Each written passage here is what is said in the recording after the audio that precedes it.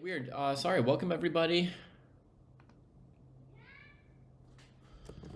to round 7 of the Sharjah Masters. 2 waiting scheduled for 4:18 a.m. That's so weird.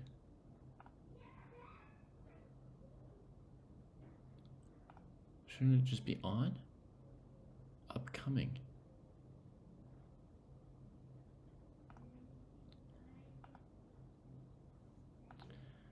It's weird. It says it's upcoming, but it's on. Okay. Greetings to anybody who found their way to YouTube. Everything's acting up a little bit odd for me at the moment, but hopefully we've got liftoff, sound, video, and connection. Welcome to round 7 of the Sharjah Masters. This is a very, very, very strong tournament. If you haven't been following it, we're 2/3 of the way into it, but there's plenty of good chess that's going to be packed into the last 3 days here anyway. Today is round 7, tomorrow's round 8, Wednesday is round 9. I had a nice weekend off, but I'm excited to get back to the chess anyway. The tournament, I believe, has about 89 players, essentially all grandmasters. Maybe 2, 3, 4 players who are IMs, but with ratings over 2,500 FIDE, so very close to being GMs. And the number of players who are rated 2,700 or 2,690 is really high, really high. No, Munich is not beginning today. It begins next Sunday. It begins in 6 days. My tournament. So I'll be traveling to Munich on Friday.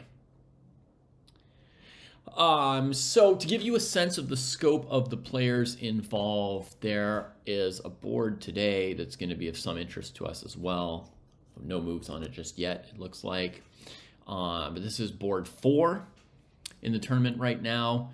Aragaisi versus Magsudlu. And you can see, 2760 versus 2730. It's a stacked tournament. We've got over here 2 other 2700s on board 2. Tabatabai Amin from Iran against Alexei Sarana, whose flag is now Serbia, but he is Russian-born. We're getting a Catalan here. We've got Hans Niemann against Sam Shankland in a U.S. matchup here on board 3. And here on board 1, we've got some non-2700s, Aravind and Daneshvar Bardia, but Chitambaram Aravind is now 1 game away from 2,700. He is rated 2,697 in the live ratings, and although Bardia Daneshvar is lower rated than him, I think he's close enough. I think he's close enough that beating him could put Chitambaram over 2,700, another super GM for India, on the cusp of that. I can also tell you that Daneshvar Bardia he's already crossed his next threshold of 2,600. He's crossed it here during this tournament. His live rating is like 2,603. He's gained 22.7 points so far here at the Sharjah Masters. He's in a big tie for second place behind Cheetah right now, but let me give you a sense of how he's doing. This is a 17-year-old from Iran, fairly new up-and-coming talent. He only made it onto my radar about 15 months ago when he was an IM rated just about 2,500. This year he's a 2,600 GM, and next year he might be 2,680 or 2,690 rated GM like Aravind, trying to cross the next border. Check out his results so far. First round, he played Alexei Sarana, 2,700, draw. Second round, he played Andrei Esipenko, 2,700, won. Third round, he played Samvel Tersahakian, 2,650, drew. Fourth round, Aiden Suleimanli, another prodigy, 2,620. He beat him. Fifth round, Javokir Sindarov, another prodigy, but one who's rated just a few points below 2,700 right now, who made 2,700, 3 months ago and has dropped 10 points below. Beat Sindarov Round 6, drew with Hans Niemann, who's a few points below 2,700 right now as well. But basically, what you have to see is Bardia Daneshvar has played, I would say, 4 2,700 level players, 2 mid 2,600 level players, won 3 games, drawn 3, and lost none. So it is so far a breakout performance for him, as it is for Aravind Chitambaram. So we'll see how this game goes for these two, which of them will be a stepping stone for the other. But they're both on incredible performances here. So, okay, Merle says that he was close to beating Hans Niemann yesterday. I think I clicked through the game briefly. Oh, yeah, I remember that game. Yes, he was very close to winning throughout the game with Hans. That is correct, as Merle says. He had white. Hans played a semi-Slav after 2 rounds in a row of quick draws for Hans. He finally encountered an opponent who didn't want to just keep making quick draws. I don't know, maybe Hans is sick or something. Not sure why he's suddenly trying to string together a bunch of short draws. But finally, Bardia here, and that's one of the brutal things about kids, you know, is they rarely give you a break or a rest, right? So Daneshvar was not interested in a quick draw yesterday. He played his heart out against Hans. It was very close to beating him the whole game. Lots of pressure. He had an exchange up against a pawn for most of the game.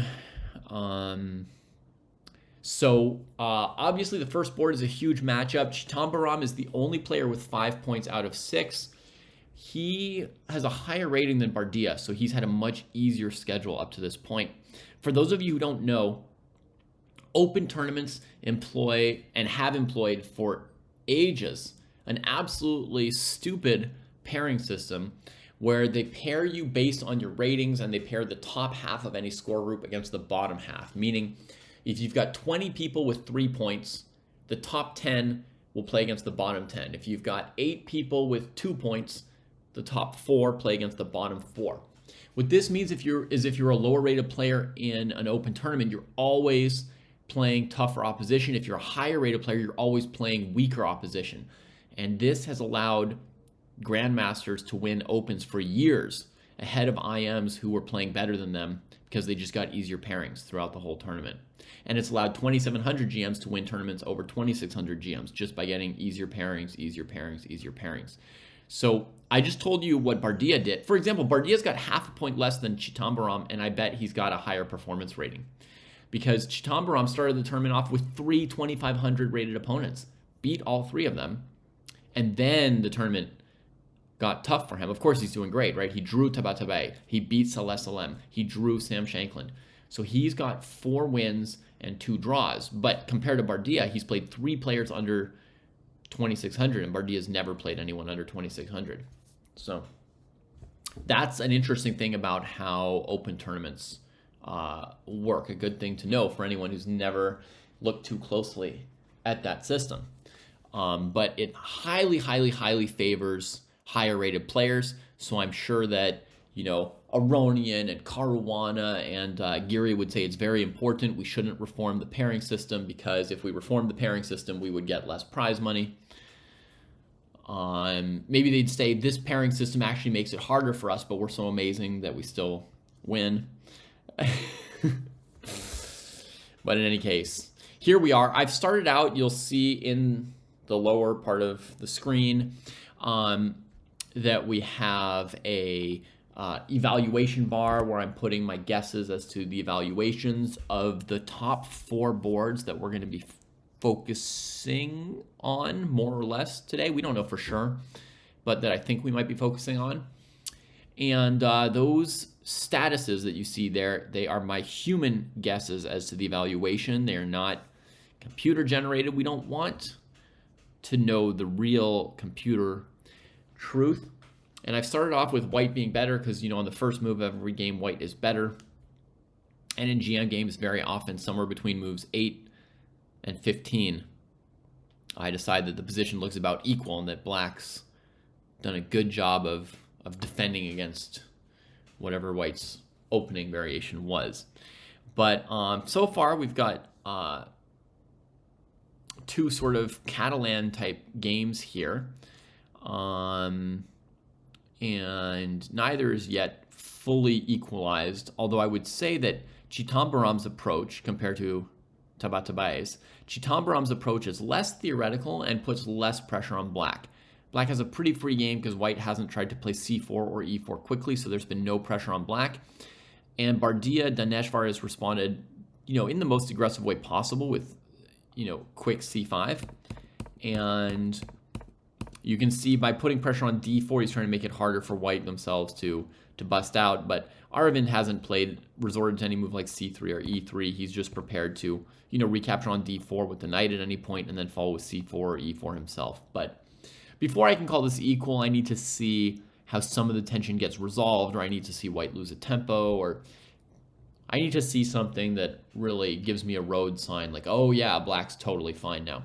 For the moment, I would say white's bishops look like they've got potential to be slightly better than black's bishops because they're fianchettoed. And black's idea seems to be to somehow improve their situation in the center with this pawn trade and then the rook on an open file, but white will be able to play c4, e4 most likely. And when the center opens up, that's when these bishops are superior. So to me, that's still going to look pretty good for, it's still going to look potentially good for white, I mean, black hasn't done anything wrong, but my interpretation of chess says white still has chances for an opening advantage in this game here.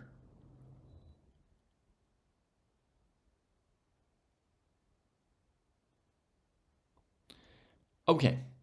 So now let's go to another board. Let's go to board 3, Shanklin and Neiman, see what we've got here. We've got an e6 Sicilian, an aggressive choice from Shanklin, and knight c6, knight takes, and b takes c6.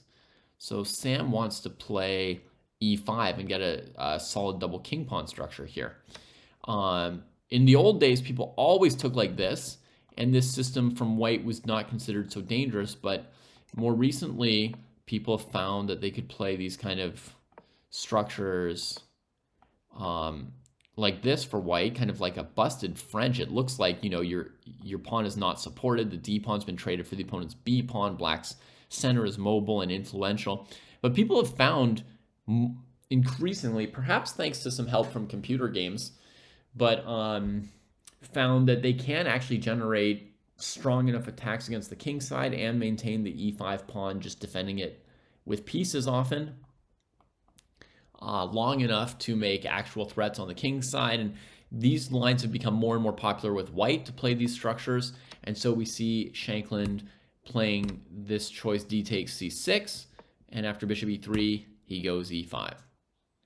And he's down an extra tempo just to get this structure that he wanted. You'll see he's moved the e pawn twice. He's moved the c pawn with this trade. And so if you count the tempi, you'll see white's got one extra move made compared to black, and it's white's turn.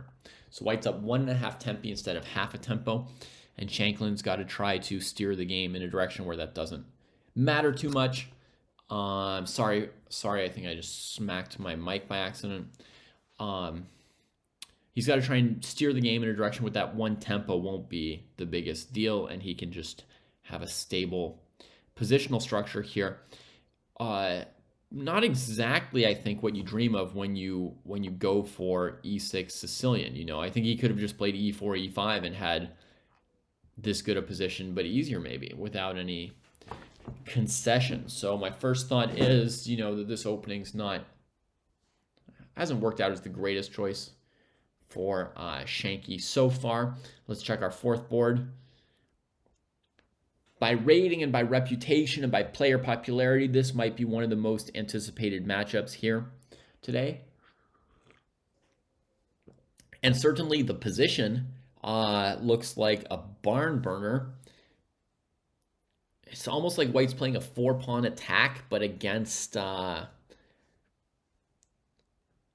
Nimzo instead of against a Benoni or a King's Indian or something. It's bizarre. My instinct would be that black will have plenty of fight back potential here, although spending a move on knight e8 in the opening is always a noticeable cost, right? Because it gets in the way of all your pieces. It needs to move again. Sometimes it has trouble rerouting. Like, If white plays the most obvious move, fe5 here, right, it can take a lot of work to get this knight back into the game. Swap for Pruess calls this normal for the f3 Nimzo. Okay. Well, outside of the f3 Nimzo, this position is quite abnormal. We can check if it was an f3 Nimzo. It was.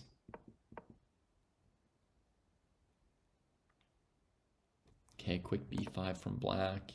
Then the castling. Knight getting kicked, right? So, okay, the knight moves cost a bit of time, but notice that white spent all that time on pawn moves. Black's still quite a bit ahead in development. So takes, d6 here. That's a weird excessive tempo move from black themselves, right? Oh, I guess white was getting ready to play bishop b5 maybe?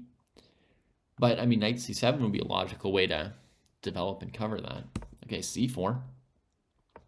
Maybe, okay, maybe Parham is doing something very aggressive with c4. It's not about defending his pawn. What a silly thought. Of course he doesn't care about his pawn. He wants to put his bishop on c5 and or queen on b6 and not let white castle. You know, he wants to win in 20 moves. No, he wants to set Erigaisi some really tough problems and questions to deal with, okay? So a4 to take this out and take this out. And I'm going to say dubious. I'm going to go out on a big guessing limb here and say that that is going to be really dubious because Parham is planning to keep you from castling and you're trying to make some kind of positional gains on the queen side. Merle's obviously the opposite instinct as me, which is always good and interesting to see that, folks, right? That there are, you can have strong players with just absolutely opposite instincts and about, you know, the trade-offs between time and material and positional advantage and space and all this. I think white's space is going to be useless. All the black pieces can get out just fine, and I'm really worried about white's king and the time white's spending on pawns this game. We got a trade and bishop g4, and that's a live position. If we were just going by position, I would pick this as our focus game for today.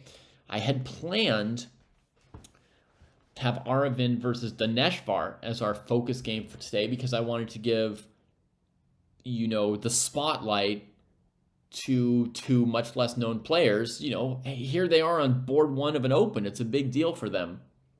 But I think my ultimate allegiance is to chess, folks. My ultimate allegiance above everything else is to the chess itself. And this is the game that's going to be the most fun, right? So we're going to switch our featured game and the live board to this one here. So now that board below me will always have the live position of the feature game up until some point where I switch it, right? And then on the board over here, I'll put in analysis variations and stuff like that, and you won't know what's going on. Like, wait, is this real? Is it not? Who's doing what? And all that good stuff. Hey, YouTube, are you guys alive today? Anyone out there, YouTube? If so, my greetings and salutations to you. All right, so Daneshvar had his first bigger think of the game here and made the trade. Should have a next move in mind then, right? I mean, obviously white was going to take back with the knight. So what's the plan? He's got to get ready for c4 or e4. And I would mostly expect c4.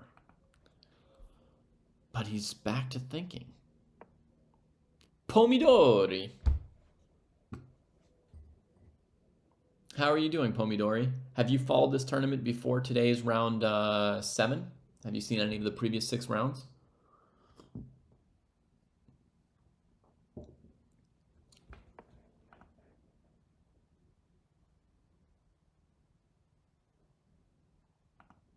Erigaisi spending more time on his pawns.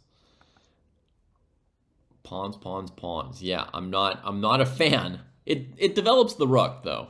I mean, it's not.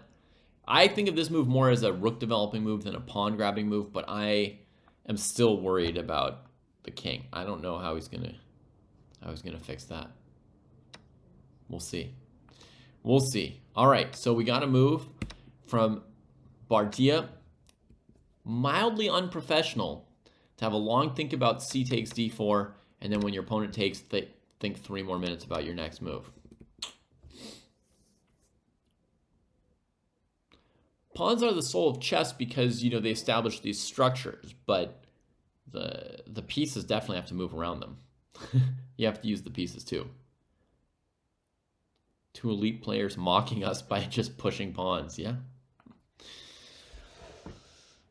Yeah. Okay, you've been checking results, but haven't seen any coverage. Cool. An interesting thing about the results, Pomodori, that I think I've noticed is that every other round it goes between lots of decisive games and lots of draws. I thought I saw that pattern. There'd be a round where on the top 10 boards, you'd have 1 or 2 wins and 8 or 9 draws. Really close, nobody can break through. And then the next day, it would be like 8 wins and 2 draws. And then it would go back to the other, back and forth. I think yesterday was the day with 1 million decisive results, which means today we're due for a bunch of draws. Yeah, look, round 6 yesterday, on the top 10 boards, 2 draws and 8 decisive results. Oh no, 3 draws and 7 decisive results. It's not showing the Chitam Baram Shanklin game because neither of them is over 2,700 in the live ratings. But 7 decisive results, that's a lot, right? That's a lot. Even Rajabov won his game yesterday. His first win of the game. Maybe it'll start raining wins now, right? No. Although, I mean, his game was great. I was going to say, we're not going to be watching any Rajabov games during our coverage, but, I mean, he did play one really great game yesterday, you know, so dude can still play. That's for sure. That's for sure. Struggling is Andrei Esipenko, who's lost 20 points in the tournament so far and has a minus score, now below 2,700. Chitam Baram at 2697.9, 2.1 points away from 2,700. It is kind of a race, yeah, and the more somebody wins, the more it forces other players to try to win games as well, yeah. You know, as I take it, and we don't want to do too big a digression here, I want to do a dojo talk on this with Jesse and Kostya, but the tournament, I think, has a prize fund of about $52,000, and I don't think the players are getting any appearance fees. You know, best case, they're getting their room, maybe their airfare. But I don't think anybody's getting any appearance fees. So there's like a $52,000 prize fund, and $12,000 of that prize fund goes to first place. Right? Fully a quarter of the prize fund. So if there's somebody among your group who's, your group being, you know, your professional colleagues, if there's somebody among your group who's not making short draws and who's just going absolutely bonkers trying to win every game with white and with black, Arjun Erigaisi, then you can't just get to +2 or 3 against lower rated players at the beginning of the tournament and then try to make 6 quick draws and get a payday because somebody's going to run away with the prize. You need a 1st through 6th place tie to get a good prize, right? So if one guy starts winning lots of games, right? RKJW Doug CVYWCU is completely correct. If one person starts winning lots of games and trying to run ahead, like everybody has to chase that person or there goes the prize fund. Gupta, we believe that Arjun is not getting an appearance fee. We believe that Arjun, and I don't know if he's spoken publicly about this, obviously he would be the one who would know, but we believe that Arjun has sponsors and loves playing chess and is not very demanding about conditions. You know, he's happy as long as his costs are covered to just go and play chess everywhere and every day that he can. So we don't believe the players are getting appearance fees. And if you look how many top players are in this tournament, it's not really practical for an open to give appearance fees to that many top players. You see, I mean, at round robins, it's often based on appearance fees, which is one of the reasons why they just make a bunch of draws. One of the reasons they make a lot of draws at round robins is sometimes too much of the money is in appearance fees. So they're getting paid no matter what happens at the tournament. And winning or losing doesn't make that big a difference in how much they get paid. So they just show up, make a bunch of short draws, and take their appearance fee. But a tournament like this, a round robin has, 8 or 10 players that they have to give appearance fees to. This tournament has like 9 players over 2,700 and maybe another 10 who are between 2,680 and 2,700 who, have national titles or some kind of special thing about them and would normally get appearance fees. But they can't give out 20 appearance fees, an open tournament. So I think they're probably not really giving appearance fees. They probably put all the money to the prize fund, make the prize fund as attractive as possible, get as many good players to come as possible. But honestly, $50,000 for 89 grandmasters for, a 10-day period, you can count that on average, these grandmasters are making less than $1,000 each over a 10-day period. That's less than $100 a day. I mean, it's significantly less, right?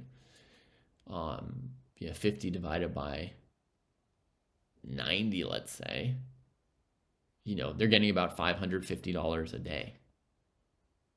Oof, very little. I don't think Arjun cares that much about his rating either, My theory is really, and this is partly from Arjun's own mouth, that he just wants to play chess as much as he can. There could be some behind-the-scenes fees. It's possible, RKJW, but my general understanding, this stuff is kind of structural, so you can kind of guess a lot of it, right? You can kind of guess it. Like in general, when you run an open tournament, you use the prize fund, not appearance fees. And when you run a round robin, you use appearance fees. That's sort of structurally logical. Okay, so Dineshvar completes development with bishop c5. And if Chitambram trades here, that's going to simplify a bit. But if he retreats, he's going to really have lost a little bit of tempo. So reasonable move. If he plays something like c3, then trades is pretty darn equal. I'm going to say 100% equal. If he retreats, then there's still some tension. If he trades and plays c4, he might have a little pressure too, because the rook might sort of be in the way of playing bishop c6. You don't want to leave the rook hanging out there. I've never played Dineshvar. No, he's far too new and young for me. I've only played like 15 people since Dineshvar's been playing chess. I've played like a total of 15 games, basically, since the dude has been on the scene. I agree, swap for Prez. You could even argue that black's a bit better. The bishop g2 is weak. This one goes to b5. So maybe it's even worse for white. All right. Over here, we've had the bishop gets to b7, and then black counters. So black's down one tempo, but they're solidly countering in the center. White sets up a pin or a hidden attack on this diagonal here with the bishop to try and create some pressure, but very odd. Normally you go knight e5 when you're trying to open up that pressure. So the knight's on a good square, but there may have been some fear from white that black could take and do this, right? And then your knight is more of a loosey-goosey than a fighting steed. We can continue the variation, but we can see it's not really going well, actually. There's knight b5 here.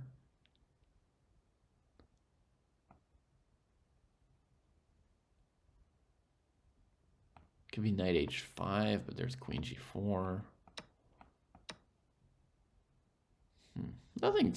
Nothing losing, but maybe just didn't want the simplification. So the knight just went to e1.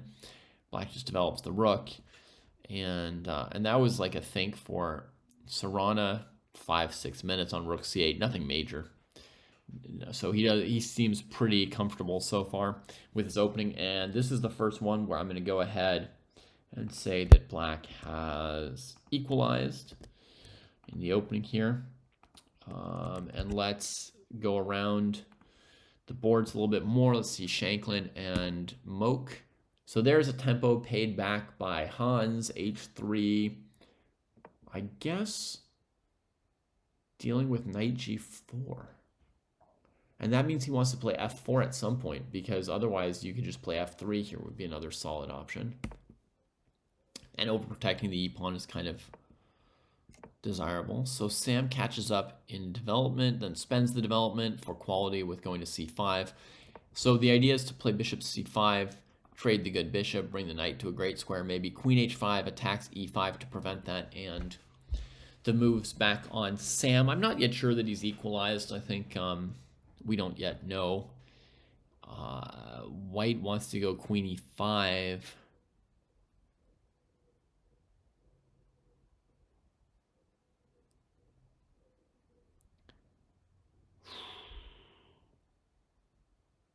Yeah, I was just calculating a quick line to see if Sam can't just play bishop c5 anyway, and I think my answer is not. I'll show you the variation real quick to give you a sense.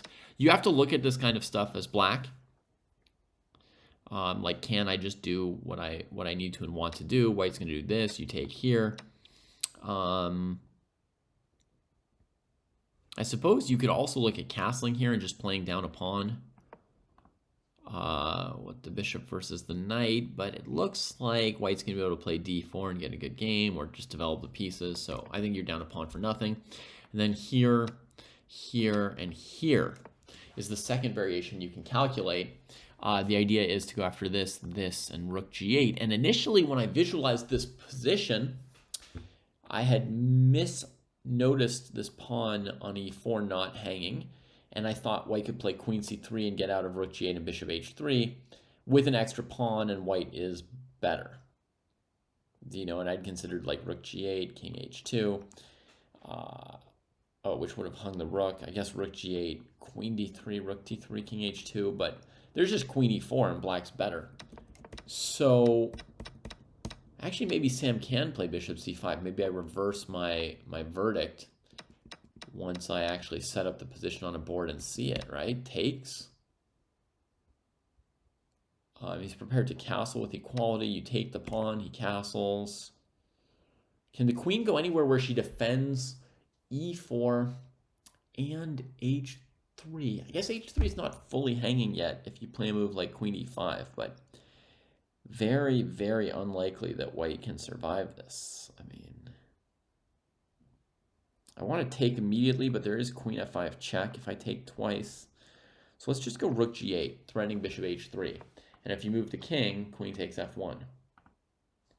This looks fine for black, right?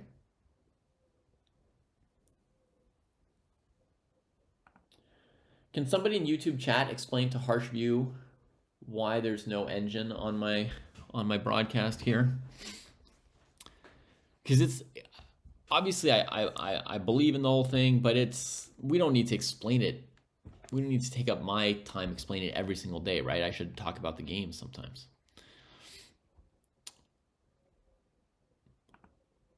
So yeah, so here we threaten bishop or queen takes h3. We threaten rook takes g2, followed by rook g8 maybe with a vicious attack. Or sorry, rook g2, king g2, queen h3, king g1, rook g8 with mate. So yeah, I think Sam would be great here. So I think queen h5 does not prevent bishop c5. And I think with bishop c5, black's got a perfectly good position. Oh, but Sam played queen f6. Am I wrong about something there? Queen takes g7 before cd3. Okay, let's check it out. Here, here, here, here, hitting the knight. So I play knight d3 and now queen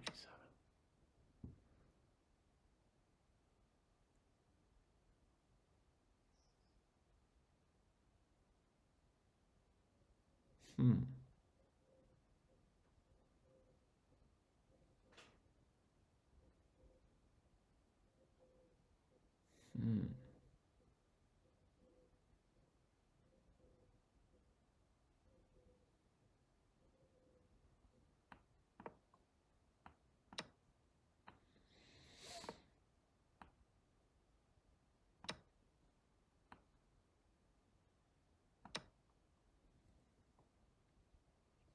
Now I'm playing a 2-pawn sack.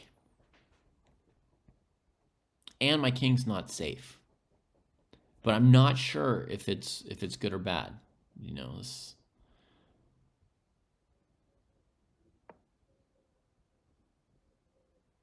line is sufficiently intense that I'm not sure.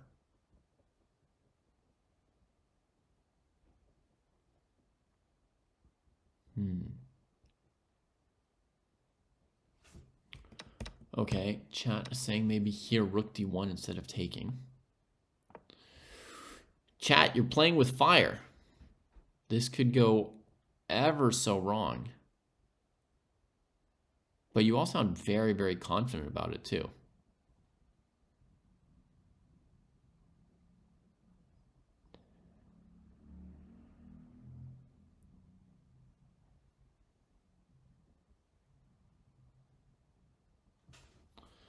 So rook g8. We could go super intense over here. We could come back here to try and cover things.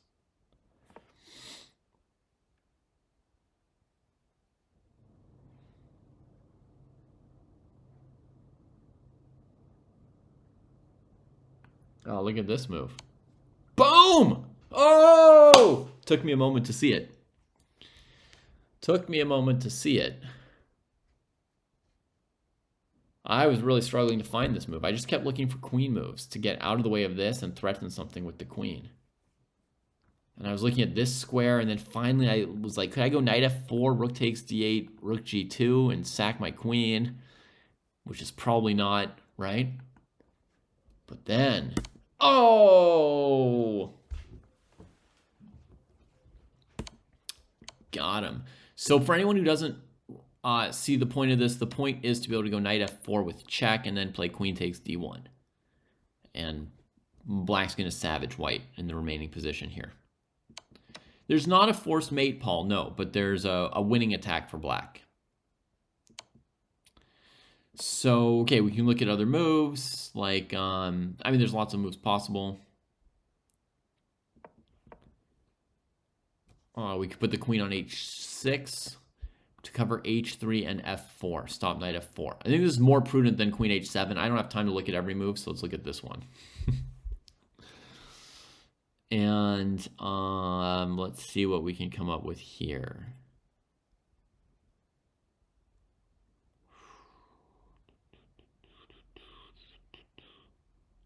Rook g6, there will be queen h4 will be sufficient.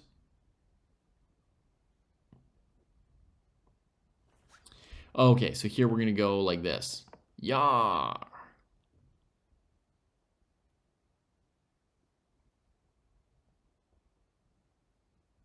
Queen b6 is sort of the same idea. And, well, here I don't think rook g2 works because the queen's covering f4, right? You think it's still playable?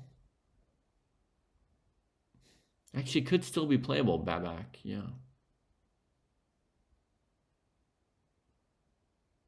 Could still be playable if it traps these pieces on the first rank forever. Okay. We could try and get less fancy. Even with the queen placed on h6, we do the same business. That's insane, but if you look at the resulting position, white's up one pawn and can't get either of these pieces out. Doesn't seem good.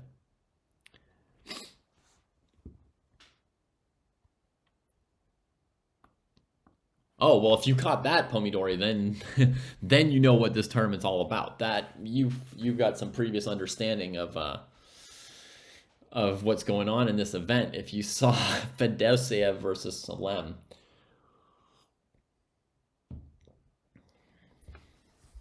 Is there anybody in YouTube who can explain for Harsh View and for Pomidori why we don't use engine evaluation or moves during Chess Dojo commentary? Okay, so we're feeling like Queen c7 still keeps it going. No, it's dead. You can give a check or two, you can win a pawn or two. It just doesn't matter if you can't develop these two pieces in the really, really, really near future. Right? Like you go here, black just doesn't care. They just walk the king away. You take the pawn, rook g8's mate. I don't know, checks, checks. Aren't we going to run out of checks eventually? And then, you know, and then eventually white's dead. Okay. Okay, well, let's get back to the game. Queen f6 was played by Shanklin, defending e5. Not sure if it was necessary or not, but it's also a fine-looking move. And then after knight d2, he played the move he wanted, bishop c5. And maybe Hans is going to play knight f3 or f4 after trading on c5.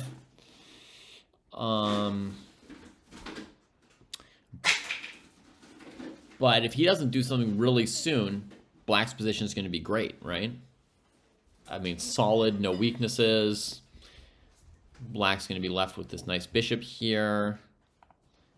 White could trade and play bishop c4, just looking to draw. It's a plausible reaction to the direction the game's going so far. They want to... If they decide they have no advantage and they just want to keep the position from drifting against them, right? You could trade Black's better bishop with your less good bishop just to try and keep things simpler and more equal. Question from Merle's about going aggressive with the knight right here. So bishop takes e3. He's going to go knight d6. King goes like here, I guess. Pawn takes here. Hitting the queen. There's some pressure on f7. Queen g6. And what's the deal? I think white's slightly worse, Merles. I think it doesn't have a strong impact. Unless there's something with knight a5 that I didn't see immediately, like takes, grab. And then on rook b8, knight a5, rook b2, knight c6. Right, might be annoying, but if Black has the move a5 here, which I think they do, this variation is going to collapse really badly for White in a second. Because that knight tried to single-handedly give White the advantage, and now it looks like it's going to single-handedly cost White the entire game. Just to show everybody the idea was that the knight could hop out here, right? You get your pawn back, but then you're still down a pawn. After knight c4, you also don't have to throw the check. You could take here first. And idea, I guess, queen e7 to grab a pawn. But the move g6 might win there. We have to double check it, right? Trying to deflect the queen from the knight. There's queen h6 to g7, maybe?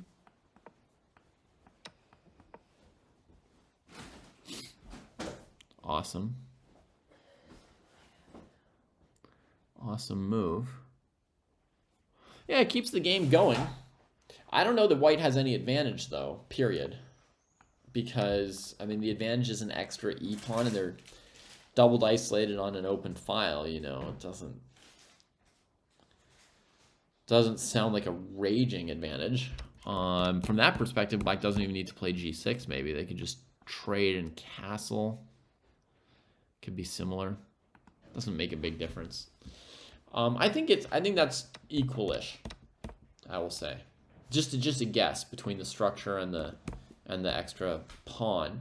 So here's the live position where Hans is thinking. Let me just say the other things I was considering for him. Here, here, and this, trying to win a pawn. Okay. And here, here, and f4. Trying to develop the rook. Notice that you can't take on f4 because the knight's hanging. You could throw in the trade. And then I think White takes back. We could just briefly double check this tactic here. Did you want one of these? I did, but I would love you to eat that too.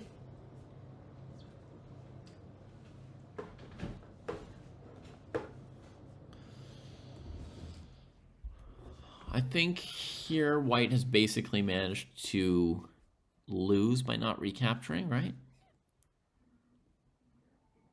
Yeah. So takes, I guess try taking it now. Is there some juice in this pawn sack? The spirit of the King's Gambit.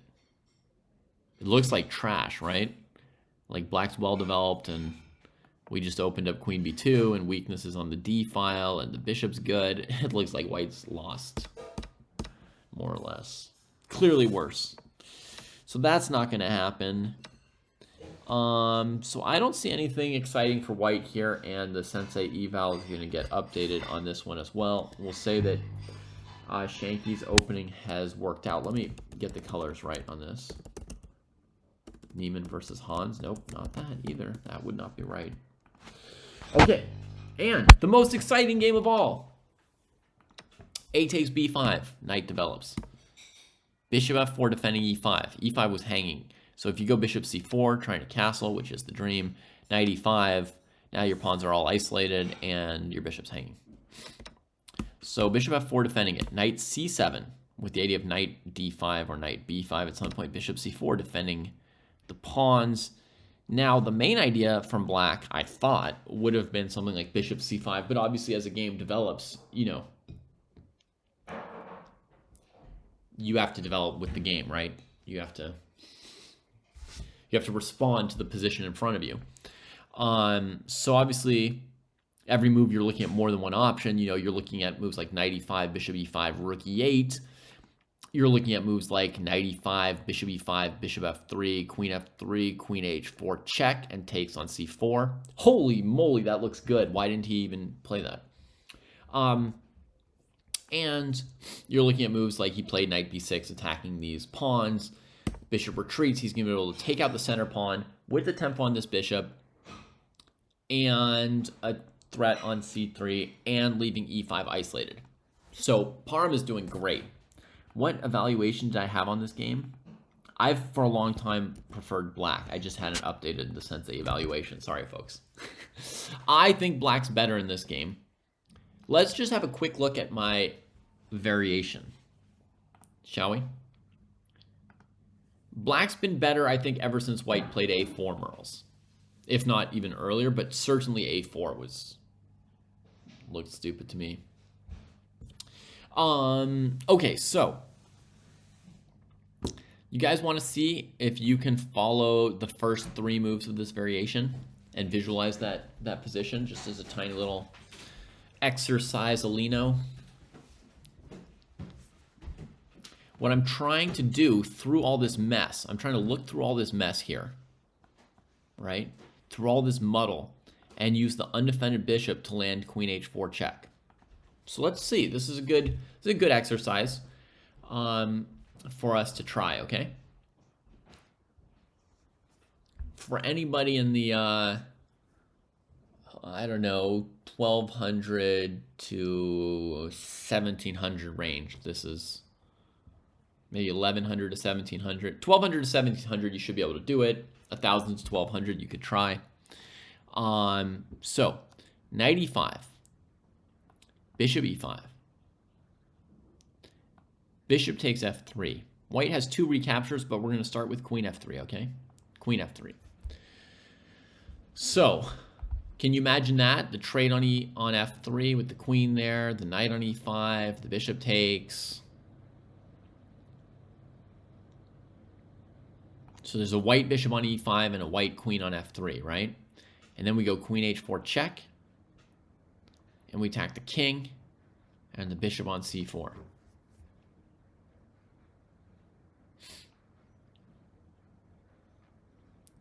And now, yeah, if you can visualize that position, you've done it. That's the exercise.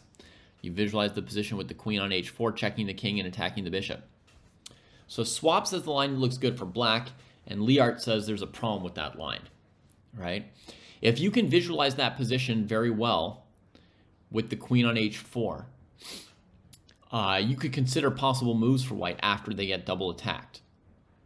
If you can't visualize that position very well, then you might have to stop your calculation there, which is tough. In general, if possible, you don't want to stop your calculation until all the, checks, captures, and threats have been used up. But if a variation gets too long and difficult for you while there are still things being captured and checked and threatened and so forth, then you ultimately have to go with your instinct and whether you think like you or your opponent has more hanging pieces and it's going to work out, right? But if you can visualize that position and look at all white's options for how to block, there's, you know, queen g3, queen f2, bishop g3, pawn g3, moving the king. If you look at all that, you can find a winning move for white in that position, which is queen to g3, like Liart and Van Zig's figured out. So now I'll show it on the board and you can compare it with what you imagined. This is the position that we tried to visualize as an exercise right here. And some of you may or may not have been aware that the knight on c7 would be hanging, but queen takes c4 would actually defend that knight. So I think there's only one winning move for white here, and it's queen g3. And against queen c4, white has checkmate. And if black doesn't take on c4, then black will be down a piece, right? Because they sacked a piece for this thing here. What if f6? When?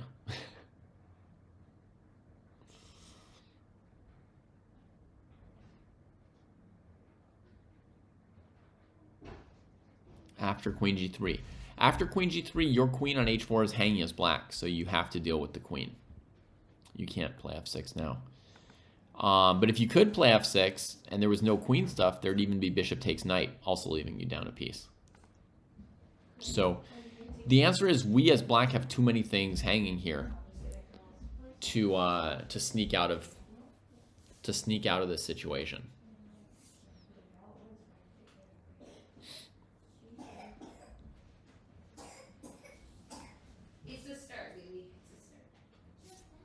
Yeah.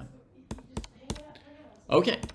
So that's why just smashing through with a bunch of trades and sacks does not set up a winning combination for black. Explains Parham's move knight b6 pretty well, which looks like a pretty good move. Bishop e2 is played, and now Parham is thinking quite a bit.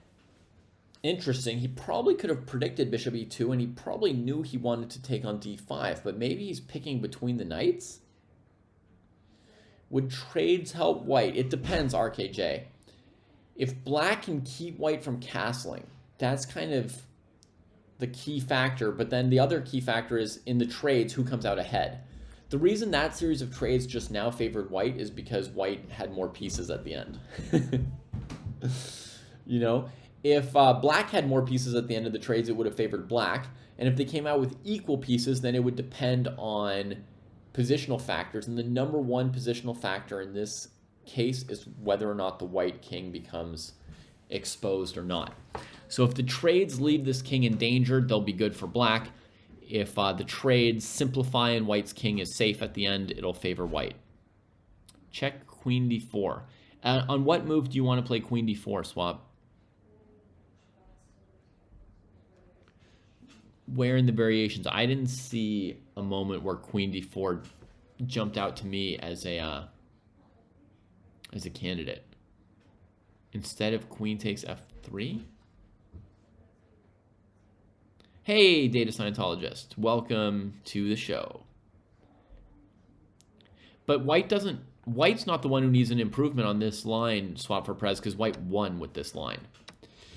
In general, folks, when you've got a variation, then you look for other side variations or improvements or etc.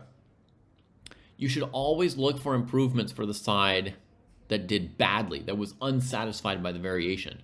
This variation here, look where it ended. Checkmate by white against black. So who do we need to look for other moves for? We need to look for other moves for black, not white. So there's no need to find another way for white to get a good position here. All we need to do is find a better variation for black in general.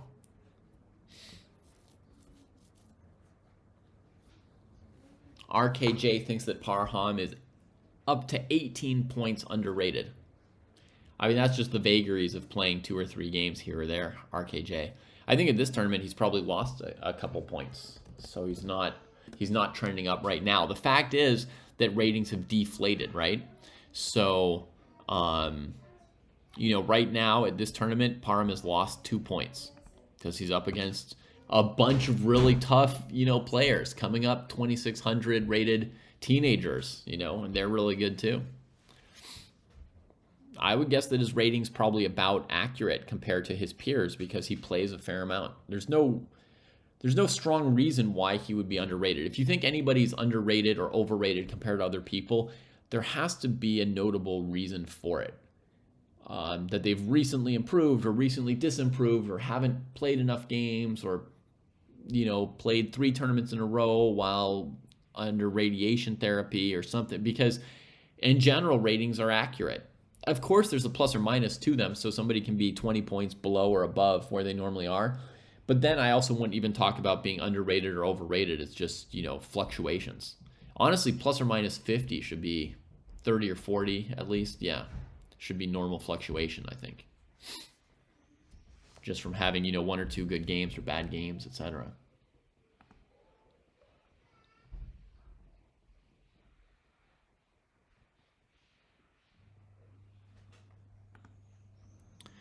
Yeah, this is a pretty good game we've got in front of us, Veso. The other games that I picked on the top 4 boards here were not ultra fiery just yet, but we'll see where they go. And then we can also always just go to games and make sure we close this, go to games and just kind of scroll through and see if there's any other position that's, you know, exciting to us and on fire, right? I think probably close to 50 points, Paul, is where a rating difference starts to have a statistical significance. But I'm not an expert on statistics or ratings, really. It's just, that's just my feel from, you know, seeing people play for a long time. Like, think of it this way. And everyone can think about this, whether your rating is 1750 or 1250 or 1900 or whatever. When you get paired with somebody who's 20 points higher or lower rated than you, do you think to yourself, oh my gosh, I'm an underdog, or oh my gosh, I'm a big favorite here, I'm 20 points higher, I've got to, you know, I'm expected to win? My guess would be that for everybody, the answer is no. If you're rated 1350 and you get paired with somebody rated 1330 or 1370, you think of them as being, quote unquote, about my rating, right? If you think about ratings at all. And good to anybody who doesn't spend all their time thinking about ratings. But if you think about ratings at all, you get a pairing like that, you probably think, they're about my rating. If you get paired with somebody a full 100 points above or below you, you might notice the difference and be like, oh, I'm a 1300, I'm playing a 1200. I'm a 1600, I'm playing a 1700. But I think for any difference less than 50, you probably don't even think of it as being differently rated than your opponent. So that's another rule of thumb of what is a statistical difference, right? We don't really notice those differences.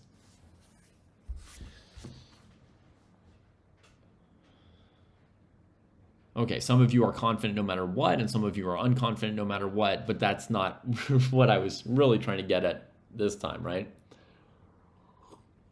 If we scroll a little bit more and see if there's like a position that lights our fire. Salem Saleh looks like he's playing a pretty good Caro-Kann against Yu Yang-Yi. Suleimanli and Sindarov, interesting positional queenside battle, probably from a Rui Lopez.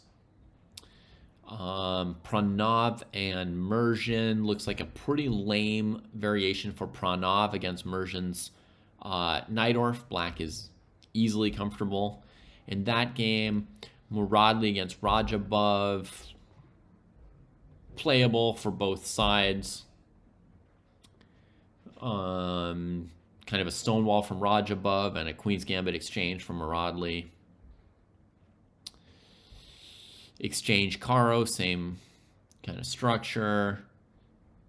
Fedoseev looking for some interesting and unusual pressure here. So he's putting some pressure on his opponent. Right away you see, you know, a difference, a little bit of a difference on the clock here. Look, there's one player without the GM title. But he's an FM who's +1 playing against all players over 2,600 so far this tournament. Seriously, folks. Ivan Zemlyansky has played 5 2,600s and 1 2,700 with 2 wins and 1 loss. Who is Ivan Zemlyansky?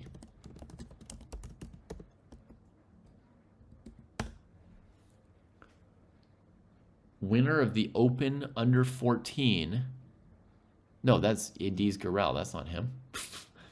This guy is so unknown that when you search for him, you get pictures of other people, not of him. Ivan, player profile. The Big Greek versus Wunderkind Ivan Zemlyansky. He's got a chess profile on chess.com. Let's even find when he was born. 2010. 13 to 14 years old. An FM. Not rated? What?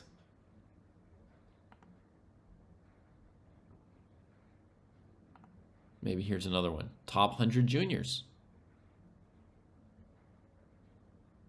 In May. There we go. We found him. 25-16, FIDE Master.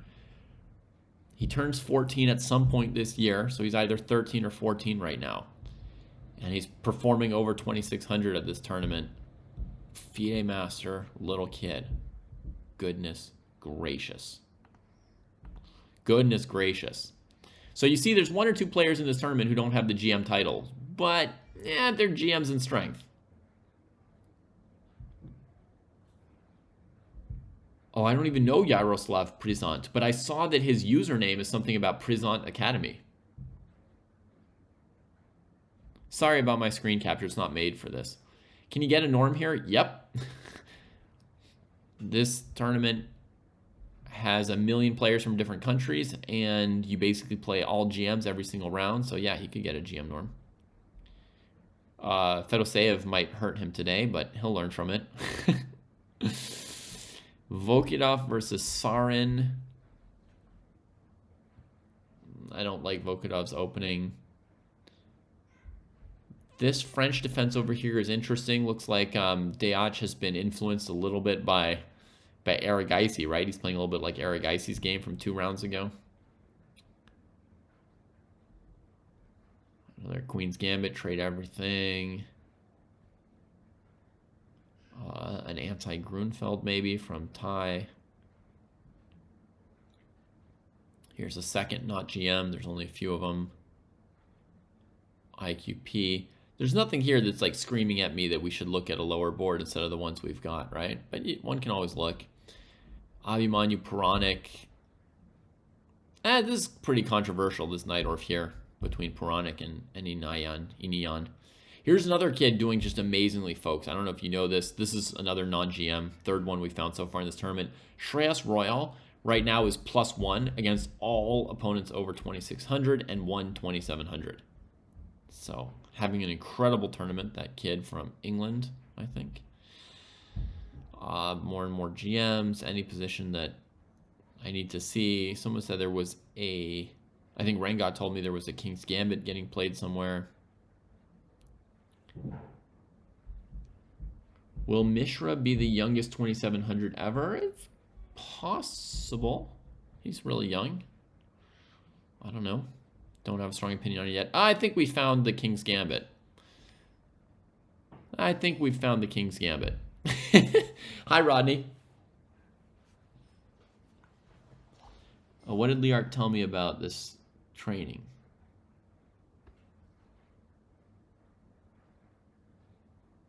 Prizant teaches his students not to trade when they are up in material, but instead to go for a flashy finish to build up their confidence for the rest of the event. That is an interesting and unique approach. Go for a flashy finish when you're up material to build your confidence. Yeah, you can't be forbidden to do something. You can't be like never castle or always castle or something like that. I mean, we're talking like real chess players. You guys want to see this? Madness? From the Swedish Grandmaster Vitaly Sivuk. I don't know. This one might need to come with a health advisory. God, I hate it. It always reloads all those like eval bars all over the place. Thanks, Rodney. That's very nice. I don't know what my own voice sounds like, really. Doesn't winning alone build up your confidence no matter how it is achieved? To some extent it does, Paul, yes. But there are wins that give you more confidence than an average win. And wins that give you less confidence than an average win. There's definitely some variation. Okay, h6, Becker defense, bishop c4, g5, d4, bishop g7, castles, knight e7. I don't normally play this line as white against this opening, but it's close enough to what I've played that I recognize it. But this line is more playable for white against the Fischer defense with d6. But here against this h6 line, look at what Petrosian does. He hits him with d5 in one move. Oof. And then he goes for grabbing these pawns. Interesting. Knight e5 going after f7. Check. Hide yourself. Castle.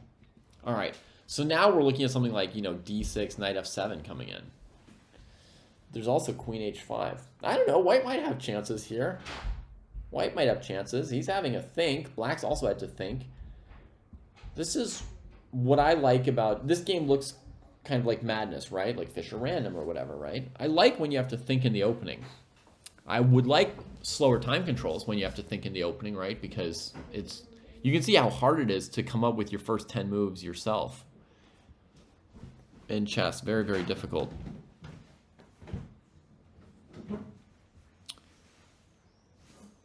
Yeah, he certainly has chances here. She said I pooped. Yeah, that weird waddle there. Yeah, she wanted to see you, but then she went Oh, to yeah. Papa. So I don't know if she wanted you or Papa. Yeah. You want to say hi to Dada?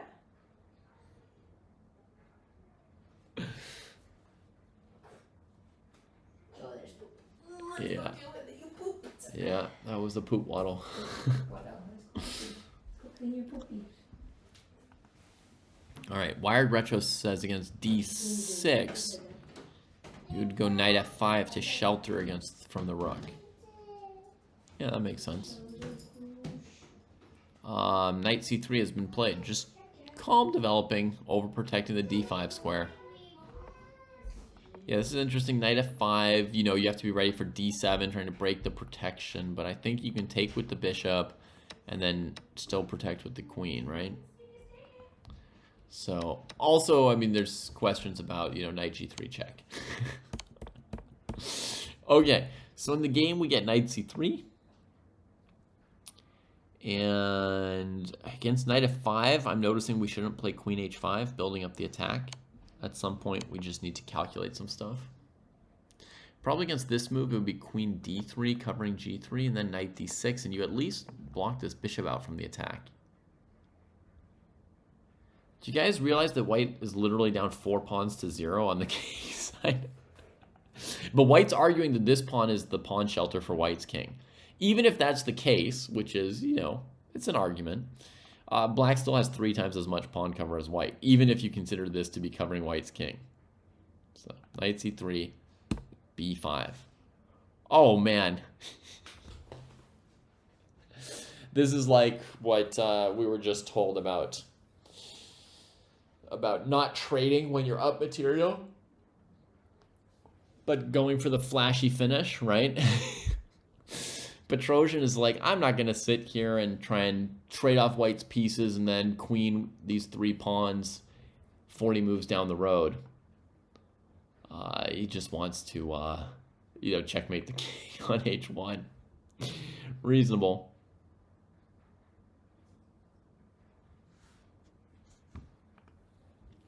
Reasonable. Hey, Lech. Welcome. What happened the last time I played the King's Gambit? I think I was worse in like 8 moves. Gave up the center, traded queens, went into a worse endgame, and then eventually won the endgame. And then afterwards had a really long think about why I was playing the King's Gambit.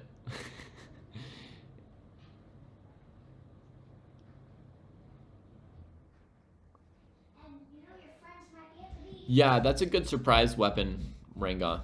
It's a good surprise weapon. In theory, it leaves white with a tiny advantage, whereas there are other lines against the King's Gambit that give black an advantage. So from a certain theoretical perspective, you could maybe do even better with, you know, playing something like Fischer's Defense that gives black an advantage, as figured out by Bobby Fischer. But if you're having fun and success playing a sideline that throws King's Gambit players for a loop, then, you know, you can do that as well. For sure. For sure. Okay, well, this is an unholy mess, which we may look in on now and then for amusement, but let's check in on some major games. Knight c4 played, trades, f takes e3 with no knight d6 check, queen e7, and Hans is thinking before taking on e5. We've considered this position, right, with knight e5, queen e5 castles, or knight e5, g6, queen h6, knight e5, queen g7, castles key inside queen e5. I still think it's about equal, so we're going to stand by the evaluation we've got there. Let's check in on the thrilling position. Has Mike Sudlu really been thinking for 22 minutes about which knight is going to take on d5? There we go. Knight bd5 played. 25 minutes. 25 minutes to pick a knight. Dude, that was crazy. He went he went deep into some variation there.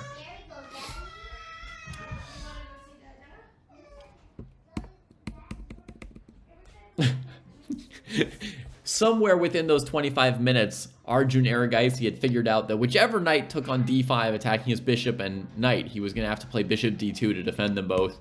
So he answers that deep 25-minute think in a couple seconds with bishop d2 and seizes like a major initiative on the clock there, right? Whatever made Parham think that he really needed to think hard about that choice, it certainly is costing him a significant time resource for later in the game. Is that a yes or a no? I couldn't hear you. All right, so here I would expect That's the plan, honey. bishop c5.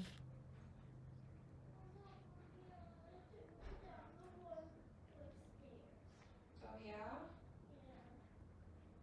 I can't bring all of our buckets and all that stuff with the baby on the one with stairs.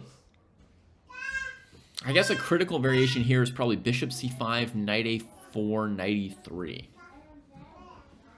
just saying, like, if we go down the one with stairs, and Zell, number one, mommy's back is hurting quite a bit. Looks pretty okay for black at first blush. Obviously, I didn't calculate as deep as them just yet.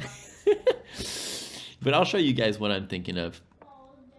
So the point is that white is chasing this bishop off the diagonal. And if black gives up the diagonal and white gets the castle, then white has survived their own bad opening. Put it that way. If you've watched previous broadcasts, you know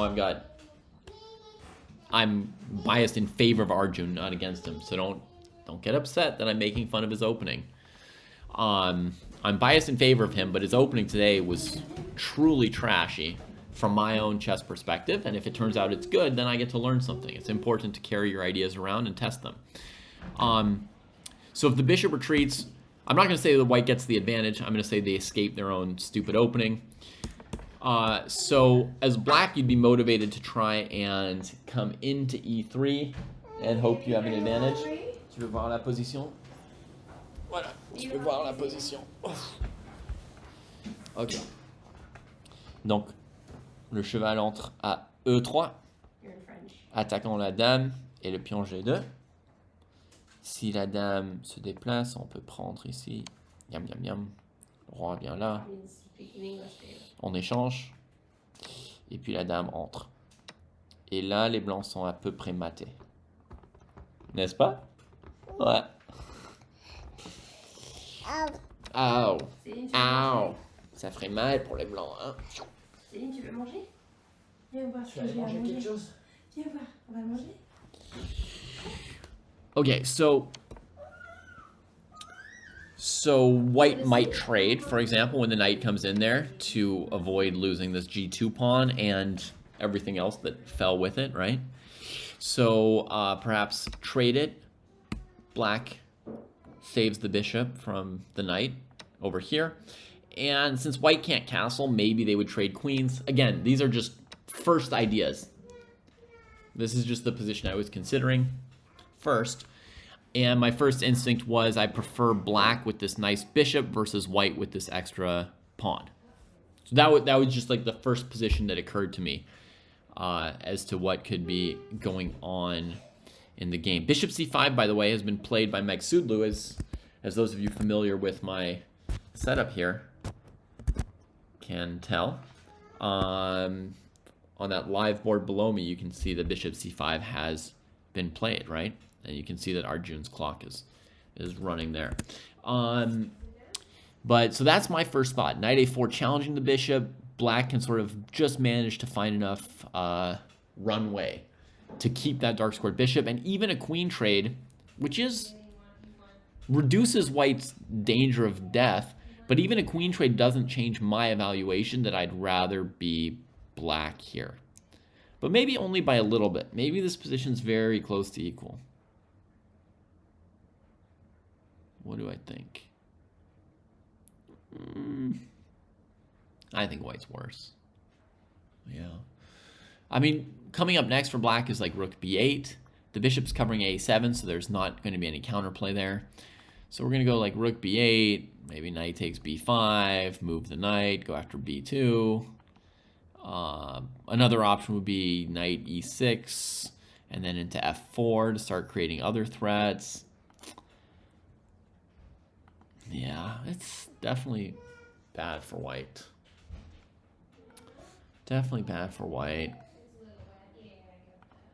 Hey Andras, how's your weekend been? How are the views on the tubes?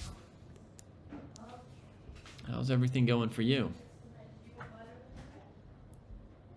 You getting your voice back, you mean? Does white need to immediately attack the bishop? Not necessarily. Hi, Elise.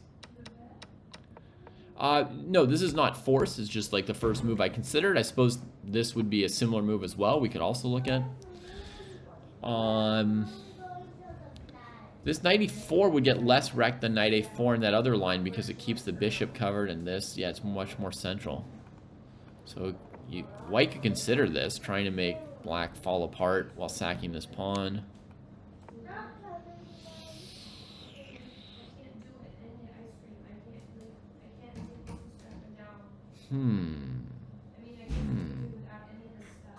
Oh, but the problem with knight e4, sorry folks. The problem with knight e4 is the bishop just drops back like this, and white's not going forward. So we can go back to this situation here. Tu vois la position? C'est une partie qui se joue en ce moment, en vive, à Sharjah, dans un tournoi entre des grands maîtres très très très très forts. Ouais. Et j'essaie de comprendre ce qui se passe pour l'expliquer avec les autres. So if white doesn't go after this bishop, what would white do instead? Because somebody asked, does white have to attack the bishop immediately? Not necessarily on the very next move, but I would say we need to formulate a plan for the king from white's perspective, right?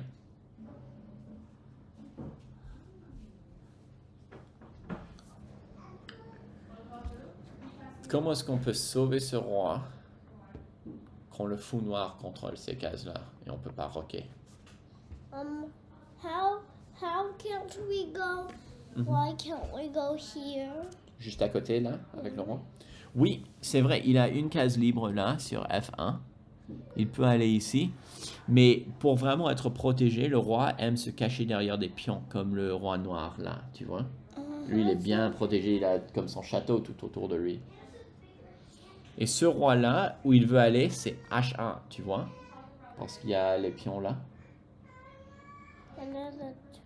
Mais pour arriver là, il y a une tour et il y a aussi ce fou qui contrôle ces deux cases. Donc il a du mal à arriver jusque dans sa maison, n'est-ce pas? Ouais. So what do they do? They do a different move? Je ne sais pas ce que les blancs vont faire ici, en fait. C'est une grande question. We're gonna do NA4. Ok. So that means Ça, c'est une idée, oui. What is N again? N, c'est pour Knight. knight, oui. Knight. Ouais. C'est pour essayer de manger ce fou. Si les noirs laissaient leur fou manger, les blancs pourraient roquer. Ou si le fou s'enfuit, les blancs peuvent roquer. That's what I would do. Oh, le roi est content That là. was what I thought. Mhm. Ouais. So does anybody have any other suggestions for white other than going after this bishop, right? Like what else should we consider? This is Arjun in the hot seat right now, I think, needing an idea. You could set it up with like rook c1 or queen c2 or something. What's a B mean? A B ou BE7. ah, B c'est pour fou en anglais. Le fou s'appelle comment en anglais? I don't know. Ah non? Tu connais pas? Bishop. Bishop. Oh yeah. Bishop E7. 7. Right. Okay, Unagi Don has an idea, but like my idea, it also starts with attacking the bishop. And then after here, going here, keeping this bishop defended with the queen. That's logical for sure. Check here, and black's got several pieces hanging. Definitely. What are you doing? You're hard. Here. This way, mister.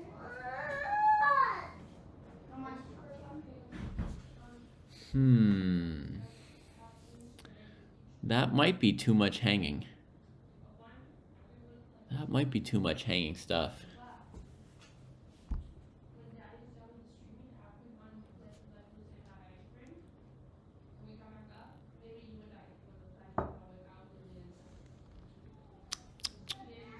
I don't see how to... Obviously, I don't see how to save the pieces, but I don't see how to fully justify the sack either.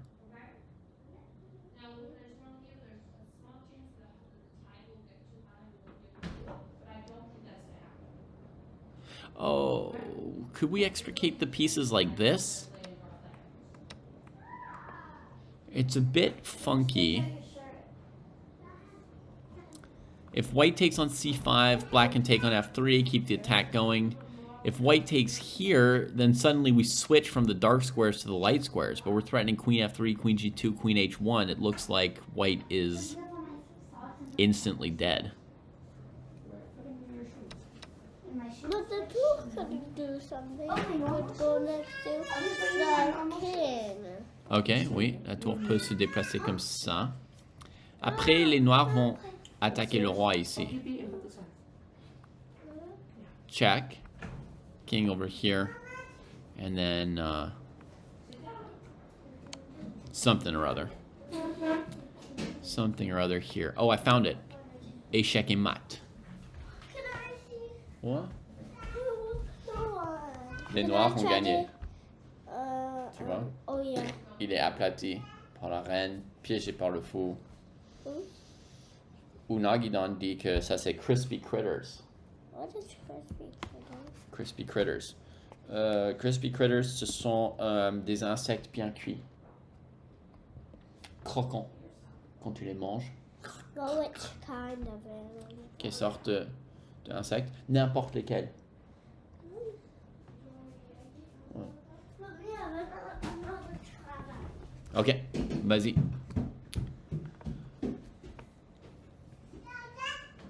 Where do you want me to put my socks? Instead of my shoes. Okay, so we actually, surprisingly, with all the distraction, we still managed to find a variation here, right? For black against queen c1. Looks really playable. Obviously, white shouldn't kill themselves with bishop takes a8.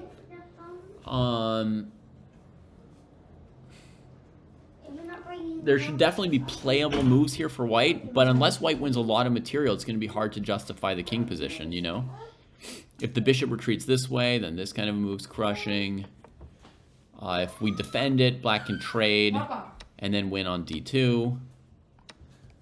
Bishop e4 is probably the best looking move, but then Oh, queen d4, knight c5 defends it. No. No. It's not for Papa though. It's just for Zayden. It's just for Zayden. Papa can only eat kibbles. You can't lick your hand. Let's see. You have the butter. I know you love What are the options here? You want dada? You want to get dada? Okay, fine. What time do you finish, David? Okay. Say, Papa, come here. here's a really lame, simple move from black. But, I mean, you really have to wonder what white's playing for once you get this kind of a position, right? Bishop g5, okay. Bishop g5. Part of me was hoping for that. Walking funny again. What are you walking for here? This is amazing defense of the knight on h4, right? With the hidden attack between the bishop and queen. But not only am I defending the knight on h4, I'm trying to checkmate this king by opening up a rook. That's going to be the end. That's going to be the end. I didn't even calculate queen c4. I pseudo blundered it. It doesn't do anything, so it's not a big blunder, but it's pretty bad for white, I think. So that gives us a taste of how risky this situation is for white, I think, right? Live position, Arjun's been thinking for 12 minutes, which is not super long, but it might go on because, yeah, he's got to find something, and all those variations are hard to calculate from the defending side.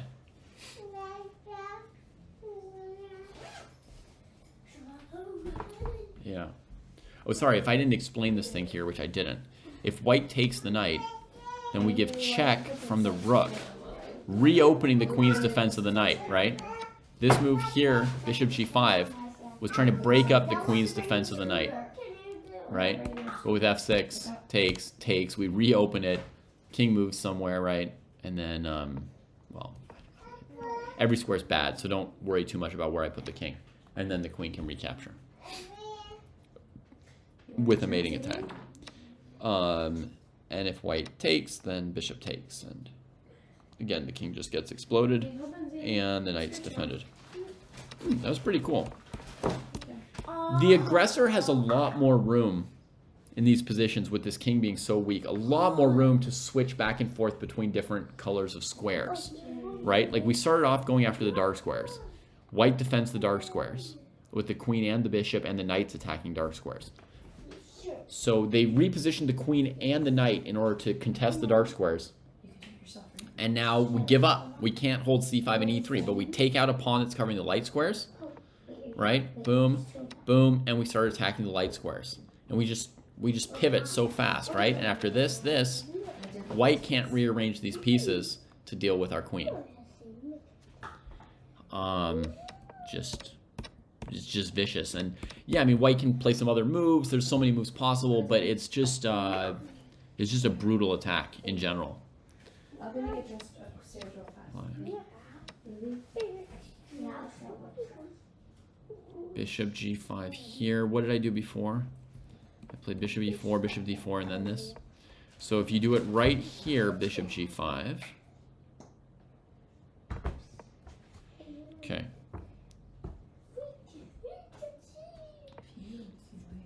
All right, so Ranga is saying queen to d3. Ooh! Thud, right? Now bear in mind there's a very simple answer as well, just bishop e7. White's king's just getting killed for nothing. If white doesn't win material, they're kind of lost by this point. But, I mean, thud on the light squares, right? Here, and switch over, and... Stop it, Lubin. Yeah. Stop it, she didn't like it. Yeah, black's gotta just... Lubin, you can go ahead and get your socks on, just take your socks Yeah, off. we're gonna let Arjun just stew on this for a minute while we check out some of the other games, okay, folks? Put your socks up and put your Crocs on. The basic take is that if you sat any of us down in this position as white, we would lose. I think that's the basic takeaway, the current status of the position. If you put a normal civilian like me in this position as white, I would lose. So if Arjun finds something, you know, after 20, 30 minutes of going 10 times deeper into the position. He's a great calculator, and he has experience with bad positions as well as good ones. If he finds something, you know, we'll have to appreciate it as being a pretty difficult, pretty high difficulty level, right? That he's achieving here. Let's check on Aravind, you know, who was supposed to have the spotlight today, but stolen a little bit by Aragai's terrible opening. It's Bishop d4, Bishop c5. So Aravind chose to retreat. Bardia, yeah, just happy to castle. He's got all his tempi. c4, trying to light up the bishops. In general, the bishops should give white a small advantage in this position, but white lost a tempo. And black can use that tempo to generate counterplay or to counter the bishops. And that's what this bishop c6 move does, right? It just says, well, I use my extra tempo that you spent going bishop b2 to d4 to b2.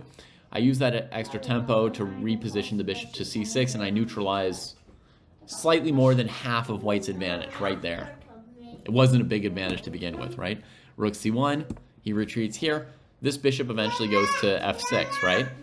There goes all the advantage. This happened to me recently. I played a Catalan, and my opponent managed to do these kind of moves against me, and my advantage started to dissipate very quickly. It was as here, it was a very small, you know, theoretical advantage to begin with, and then it quickly starts. Attention, attention, attention. Bah, tu tires sur les cordes de l'ordi. Ok. Bah, je te le dis. Vous pouvez pas me donner comme 2 pouces de place? Non? Seriously? Ok. Because upstairs, Mom says I have to stay down with Sally. D'accord, d'accord, d'accord. Or should I do that? Non, non, continue. C'est le seul choix. Okay. So e3, yeah, black's doing very well at kind of neutralizing the position. But what I will say... Attention. Tu marches sur la corde, chouchou.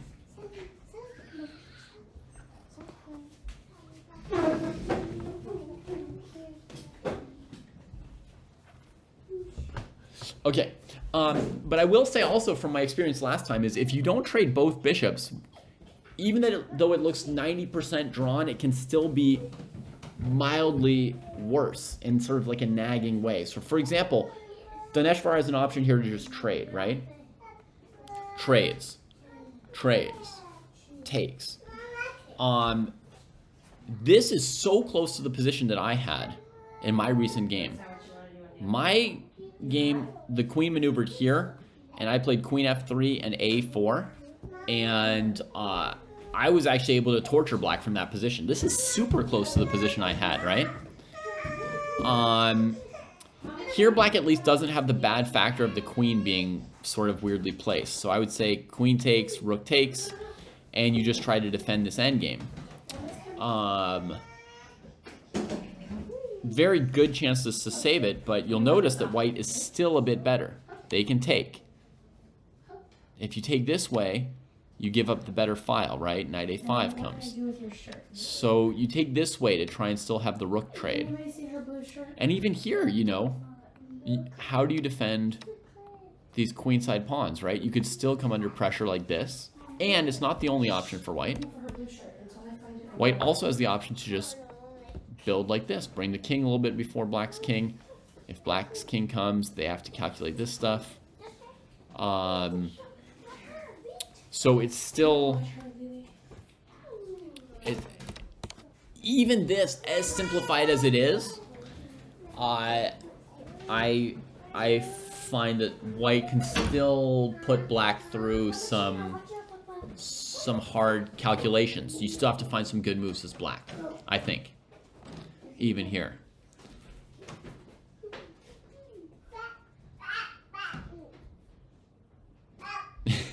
Ghost, how many more kids do I have? I know, they're just popping up all over the place here, right?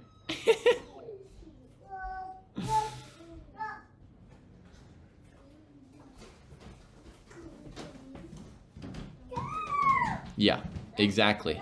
Exactly what Liart's saying. You know, it looks so close to equal, but it can still be a bit worse. So there's still some pressure and concern for Bardia. Still has to find good moves.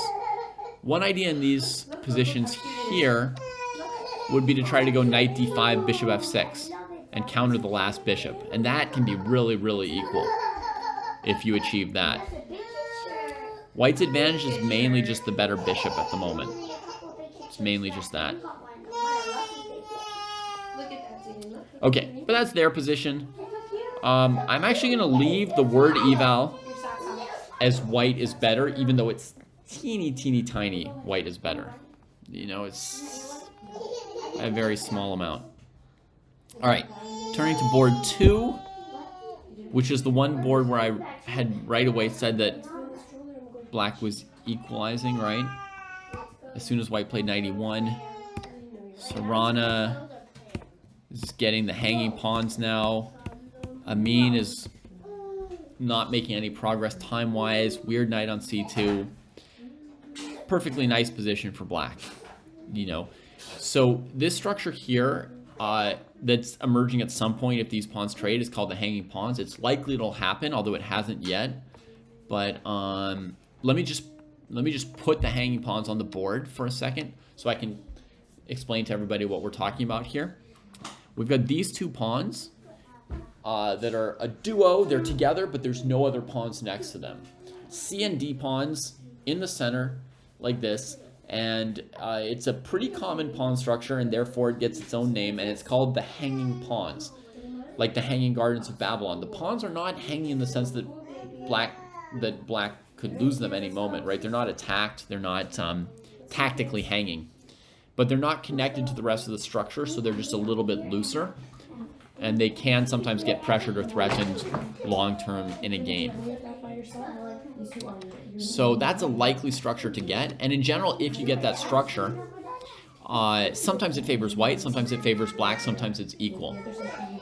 The pawns can be a little bit weak, but the compensation, or the flip side of that coin, is that black can have very strong influence in this area here of the board because the pawns are advanced and they're central. So it can kind of trade off, and depends partly how many pieces there are and how well placed they are, right? In general, if you take a lot of pieces off the board, then in an endgame, these pawns will be a bit more weak. And in a middle game, there will be more pieces that are benefiting from the space the pawns are giving black, and they will be less of a problem. Okay, so that's very, very general, plenty of exceptions, but like a first thought to have about these positions is that the side with the hanging pawns wants to have pieces so that the space matters. You know, so you can have pieces that are each individually slightly better than your opponent's pieces, and your opponent's pieces are not strong enough to keep your pawns under pressure. They have to go to weird squares to attack your pawns, and then they're not well enough placed to capture the pawns. Yes, generally they should be sitting next to each other, though sometimes they start c6 and d5, and then if they do, you really need to push c6, c5 from the weaker side. Let me see if I could show you what it might look like.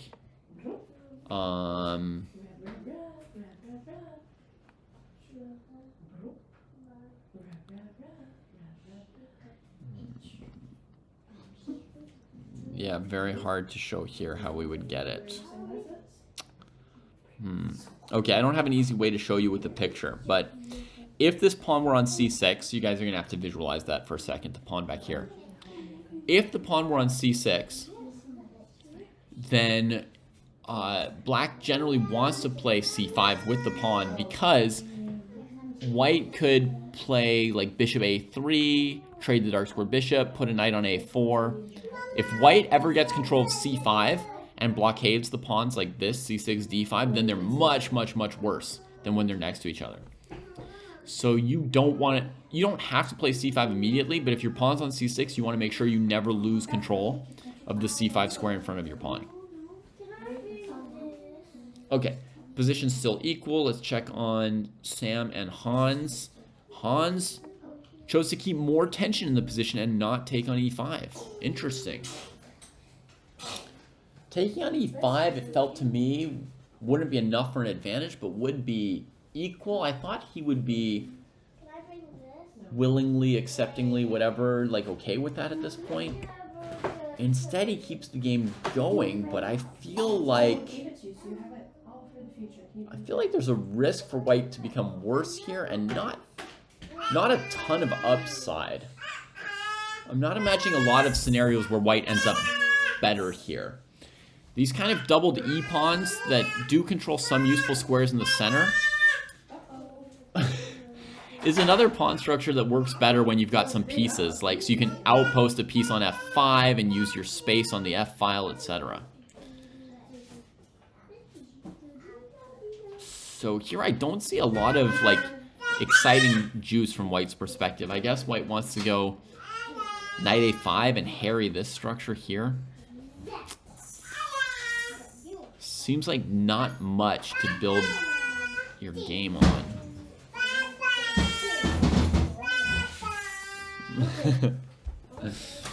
Au revoir, chouchou. Amuse-toi. Oh, attention, attention.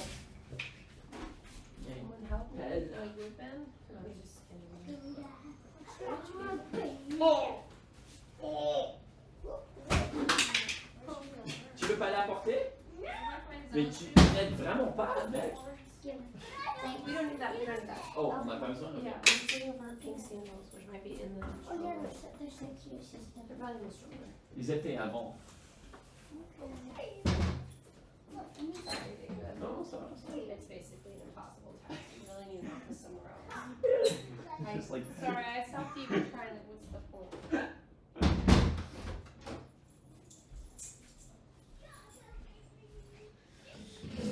All right, folks. It is chaos on this side. It is chaos on this side, okay? But it's nice that I'm able to do any version of this broadcast with the kids having the day off school, right? So yeah. Okay, so Dripman and Unagi-don not understanding why Hans is going A3, B4. And Elise says, gain some space and prepare to break at an opportune moment. Kingside will likely stay closed. I think it's mostly the first part of what Elise said about gaining space. You know, you're keeping the black knight from C5, which is maybe the best square for it. And if you had done nothing, I think black would have probably been happy to go A5, B5, knight C5, gaining space themselves on the queen side. You can adopt a more defensive setup with A4, but your dark squares are going to become rather weak. So instead he grabs some dark squares with the pawns. And what black really wanted to play is A5, and that's out now. So as Dripman says, maybe black should play C5, given what's happening, and given that the white knight's very far from outposting on D5, right? And it's certainly possible to play C5. I think often the way I've handled this queenside interplay is before playing C5, I'll play B5, knight A5, and then C5. And to do that, obviously, we have to watch out. Is our B5 pawn hanging to the bishop? Is knight C6 or knight B7 happening? So you might need to prepare it with the rooks a little bit. But I think B5 and then C5, so you assure yourself of a pawn trade, is going to get a good square for your knight and show the superiority of your bishop. So I think that would be ideal if we want to try and get something going for black. Yeah. Yeah, if we go C5, B5, it should be pretty close to equal. If I were playing this game as black, I'd already be looking for ways to gain an advantage. So I don't know if I'm off base, and maybe these players just think it's more equal, and they would think that that's kind of crazy of me. But I don't see any dynamism for white on the king side. Black looks solid there. So I do agree with what Elise said, like, you know, the theater of operations, the controversial stuff is probably over here on the queen side. We could see them moving towards that, or there could be the open file. But yeah, I think I'd go for this B5 thing. In the game, we can see Hans brought the queen back to centralization, keeping an eye on the queen side and the D file. And Sam played rook A to C8, right? So he didn't go the full, you know, the queen side's coming. Super obvious, right? Super obvious the queen side's coming. He played the moderate Like, I'm looking at some queenside stuff, but, you know, I'm still ready to just contest the D file and play some simpler moves, depending how things go. And I guess he's prepared that if knight a5, he's defended this pawn, so he doesn't necessarily need to defend this one. He could go b6, kick the knight, and then advance, maybe. Or just sit with the pawn on b6 for a little bit.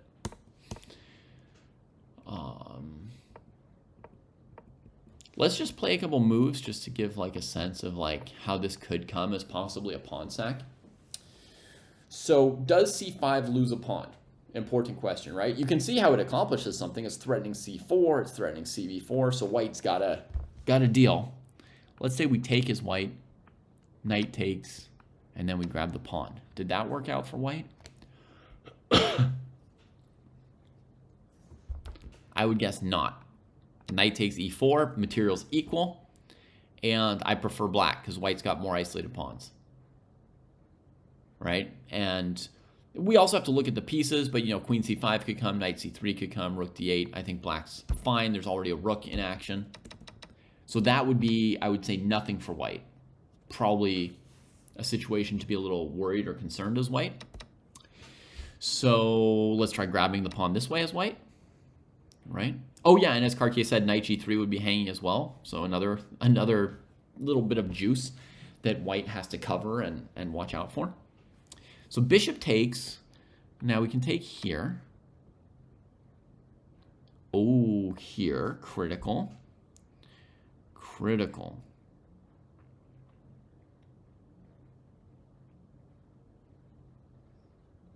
Oh, maybe white wins a pawn. Yeah. Maybe white wins a pawn there. Okay. And this is stuff, it's case by case, you have to calculate it. Right? It's not that c5 is bad, period. Black shouldn't play for it. The b5 pawn's hanging. It's nothing like that. It's just in that position it didn't work. So here we can't play c5 because of bishop takes b5, cb4, knight c6, covering b4. So we have to look at other moves in this position, right? So we have to look at, you know, a6 preparing it, or rook c7. But white's going to want to play c4 themselves as well if we sit around, right? So then we have to do a whole other calculation. c4, c5. Takes. Ah, not again, right? That didn't work. And then that tells us b5's a move too soon, I think. But, you know, in general, I think if we go c5, b5, I don't think we can play for an advantage for black. The only thing that you would normally do here is plunk a knight on d4, and white's got that covered. So I think here he would probably just have to play a building sitting move, you know, rook d8 or rook c7 or something. Probably still pretty equal. Rook fb1 has been played by Hans. Okay, so he's not hiding anything. It's straight to the queen side with everybody. Very, very clear. But I don't know if the rook on a1's in the best position if Sam goes, you know, b5, c5 or something. I don't know. This is very, very slight, folks, but I prefer black's position. So I'm updating the eval. It's by very, very little. I mean, I wouldn't even be surprised if the players agreed to a draw in this position, except, you know, because of who it is. But, like, you know, if two players who were GMs agreed to a draw in this position, I would think nothing of it. It's got to be very, very close to equal. But if I had to choose which side I wanted to play, I would choose black. Okay. Has Eric Geisy found anything? What is with my live position? It looks weird. I guess he just played queen a4. It was like hanging in the air there for a second. Generally, Sam and Hans are big fighters. Yes, Elise. Very big, both of them. And then, of course, they probably don't like each other, so that would be an extra reason to be big fighters against each other. But Hans weirdly made 2 quick draws this tournament. So I don't know what's going on with him right now. But yeah, in general, these two players don't make quick draws. Sam plays rook d8 very quickly, by the way. Saying, okay, I'm not overcommitting to this queenside stuff. If you mess around too much over there, I'm going to be ready to use this open file. It looks totally blocked right now, but maybe there are weird ideas. Maybe there are even weird f5 breakthroughs for black. Right, like f5 takes, e4, bishop takes c4. I don't know. I can't see it yet. I mean, I can't see a way that it works yet, right? I mean, queen takes c4 is with check, and I'm sacking 2 pawns. See you later, Renga. Thank you.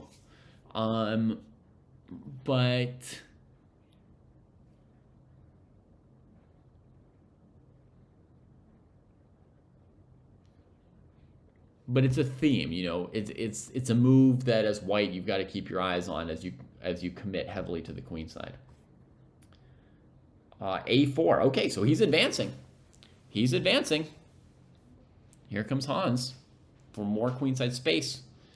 And I don't know if he would try to break the game with b5 or if he just put the pawn on a5 and he's just preemptively trying to grab all the queenside space and dark squares so that Sam can't do anything, you know? I don't know.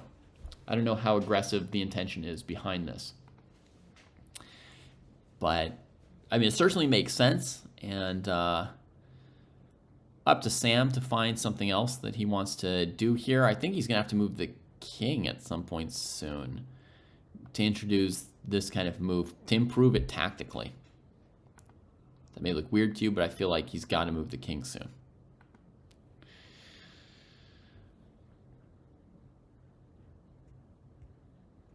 Yeah, it would be weird for Hans to play b5 himself and give black c5. Plus, black could always respond with c5, which is pretty locked. So I don't know that he's really playing for anything too aggressive here. But maybe there's something I don't see there yet.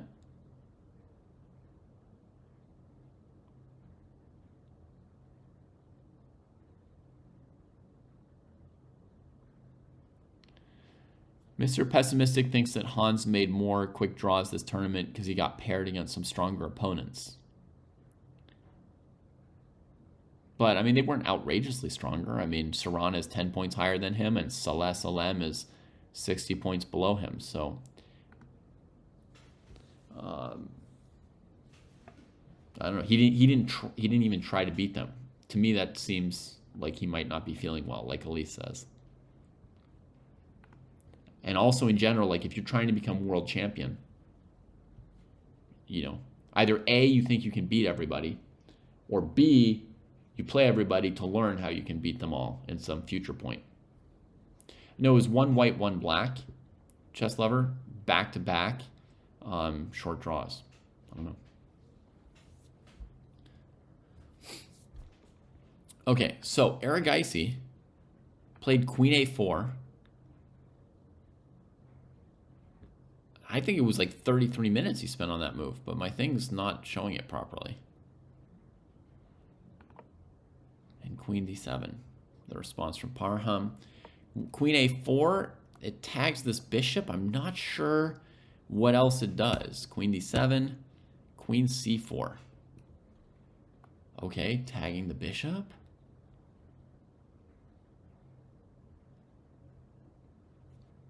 Which could go here. What did Arjun figure out? He spent forever on that, on this concept. Yeah, chess lover. But there were only 2 that were quick draws. So he back-to-back made 2 quick draws, one with white, one with black. His third draw, he was black, and his opponent, it wasn't a quick draw. His opponent tried to beat him and was very close to it. And he defended the whole game and escaped. A really, really tough game against Bardia yesterday. And that, I mean, maybe he would have liked to have a quick draw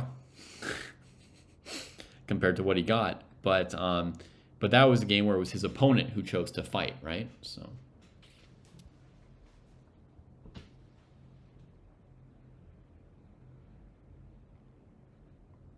Right, Mr. Pessimistic. That's what I'm pointing at, you know? Like this little Turkish kid, Yagiz Khan Dogmas, when he made a GM norm, he didn't celebrate because he's planning to become world champion, right? So, exactly as you say, if you're planning to become world champion, I don't know, if you really believed it, you would sort of see it in a lot of this day-to-day stuff, right?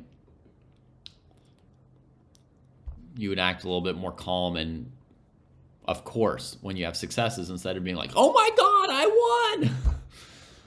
won! And you would certainly, you know, play against people as if you were better than them. And you can tell when somebody's, from their moves, if somebody thinks they're better than their opponent or not. It's pretty darn obvious. All right, so we get bishop b6 from Parham. The knight chases him. So this whole thing repositioned the queen on c4 instead of d1, and now after knight e3, it would otherwise be very similar to the position we were talking about, right?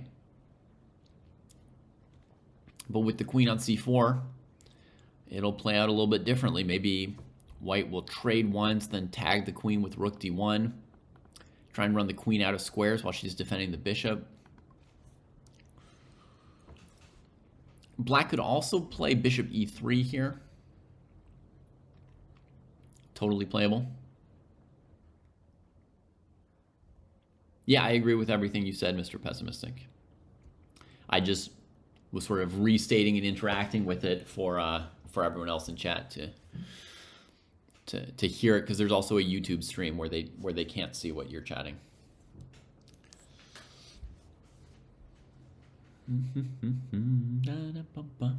So bishop e3 is possible because if white just takes, then knight takes, and you grab this pawn, and the king never gets cover either. So bishop e3 is possible, knight e3 is possible.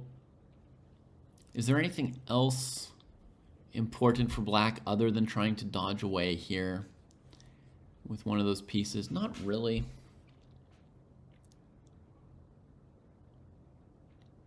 Yeah, black game is mostly predicated on doing that, on keeping this white king from castling.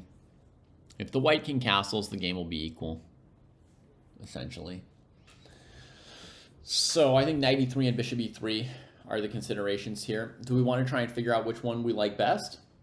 Put ourselves in Parham's shoes for a moment.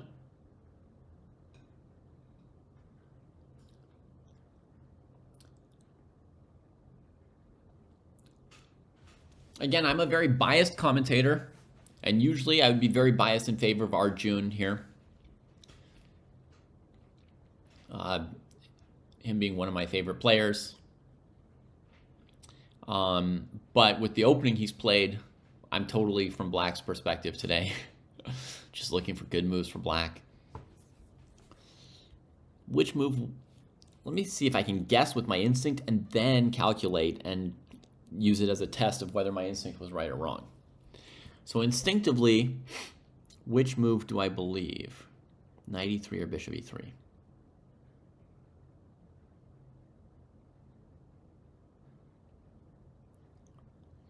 Instinctively,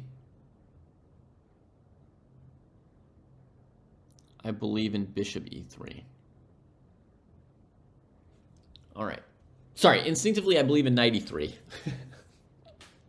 Instinctively I believe in knight e3. Now let's check. All right, first Elise says, well, have I counted pieces? Nope, didn't count pieces. Let's check that much. Takes. Bishop takes, knight takes. Good.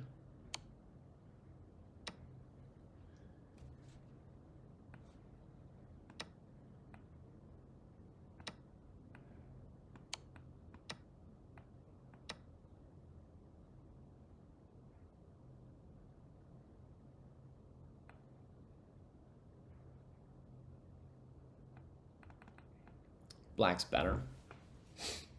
I guess maybe it's logical to just take a pawn.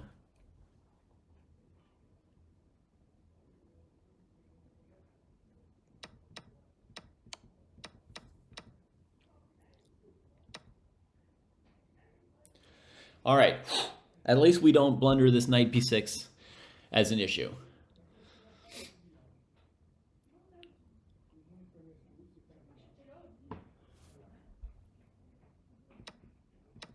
Okay, so knight e3. Wait, did bishop e3 get played? No, knight e3. Nice. I'm happy for you to have an extra holiday, Moscatel. Sadly, it's also a holiday for me, so my kids have the day off school again. What else can white do? Pretty much got to take it, right? I mean, we're not going to be allowing knight g2 again here. Especially this bishop's not hanging on c5. It's defended on b6. Yeah, we got to take this thing. Could there be something like this? No, there's not. Because it hangs. Sometimes you don't calculate the queen trade when you assume the other person's running from it, but it hangs a piece. All right, takes, boom. So I understand my queen's not got a lot of choices, but my instinct was just, this piece is amazing. Let's leave that knight off there. Let's do this thing. All right. So against queen f5, white's maybe got queen d3 or queen c7. So we probably go queen c8. They keep going after us. Oh!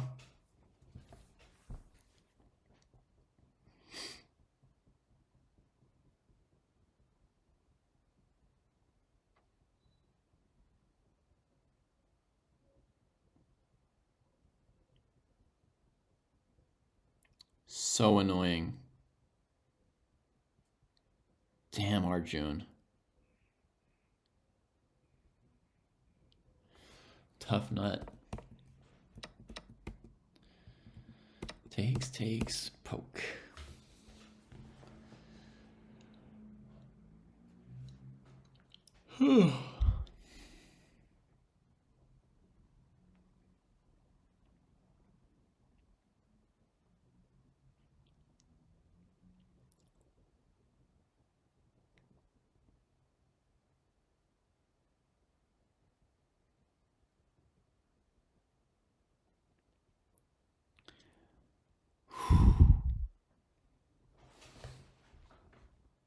All right, we got to play the testing moves.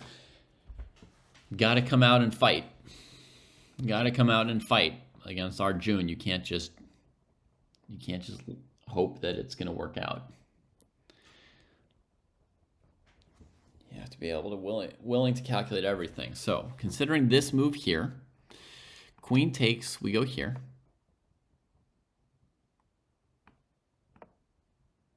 Shoot, this move's good. Ah! Yeah, and even that wasn't enough, Elise. He had to first maneuver his queen onto a better square to help with controlling some of these dark squares and to have rook d1. And then rook d3 to chase it out. This was like an very, very difficult thing he came up with. This is, a 2800 level player calculating for 30 minutes. And this is what they come up with. Poke, poke, bam, now this idea. And now, sorry, let's do the right one. Boom, boom, boom. Here, boom. And he finds this. I mean, yeah, it's taking half of white's army to deal with this one piece. But once he deals with it, then he's good.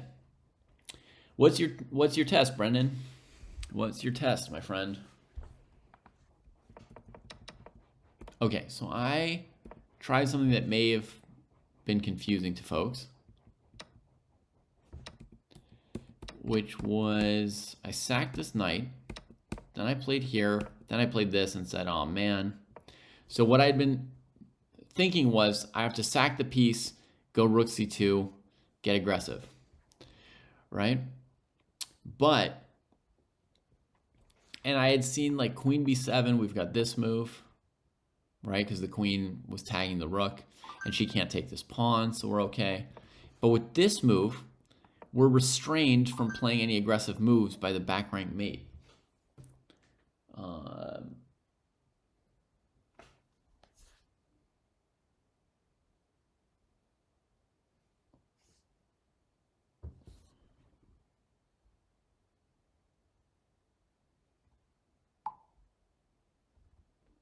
Just a sec. I'm going to just help out with a little text message.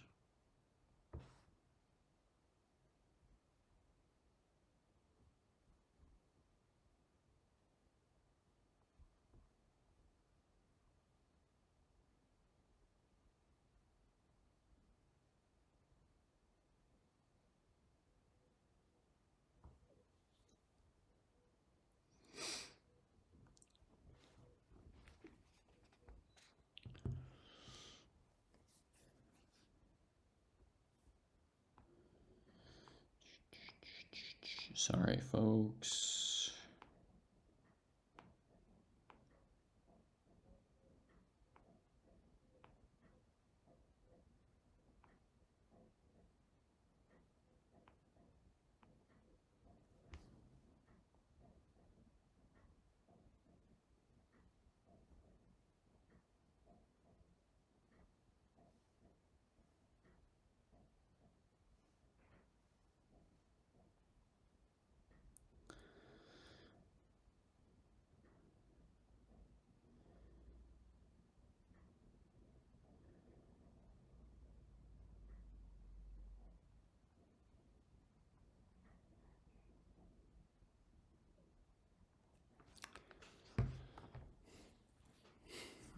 All right.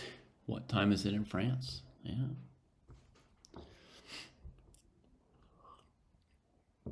Looks like 3:20. Hey, Oski. I don't see how to make more threats here for black. And maybe start rushing the H pawn. Trade on F3 and take on E5.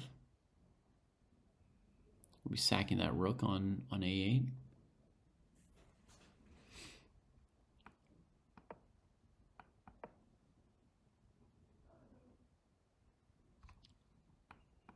Oops, that was too frisky of white. H3.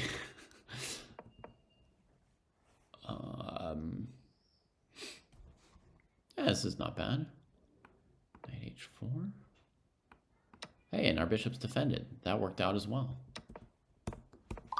H5, maybe keeping the game going a bit.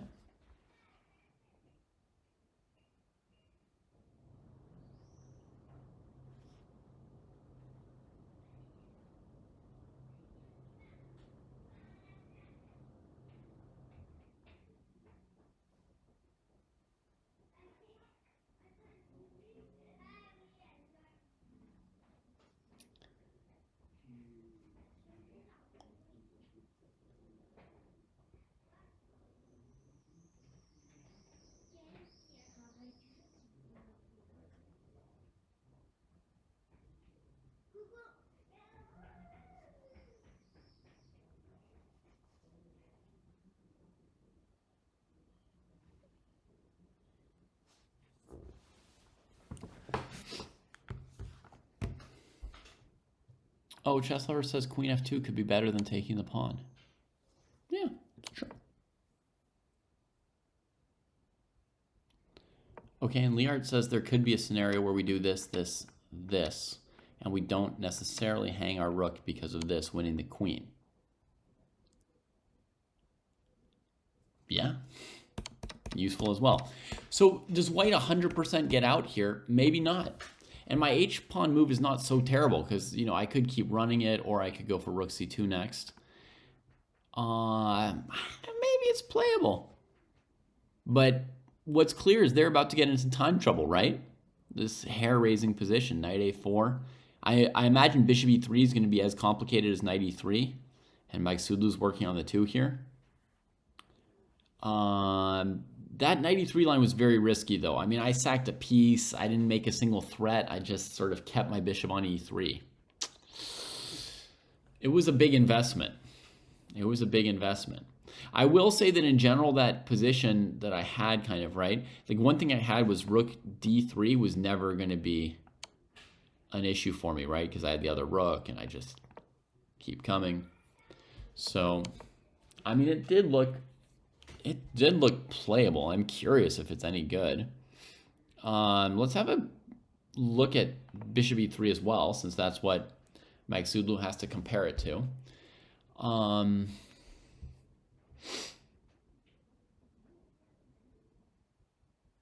So here, I think by comparison, rook D1 would be a logical move.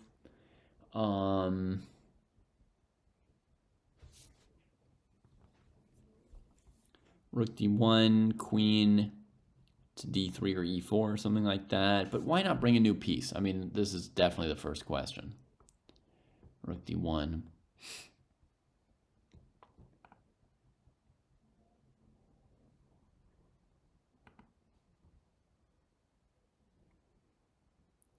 In general, h3 wasn't that good, Oski Boy Boy, because black could respond with queen f4.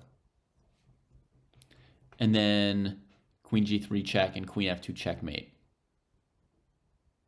It was very, and we actually had even, I'd looked at this move for 1 second earlier, see it's in my tree of variations, and said, oh, no, let's not make any weaknesses ourselves as white. Let's not proactively weaken anything here.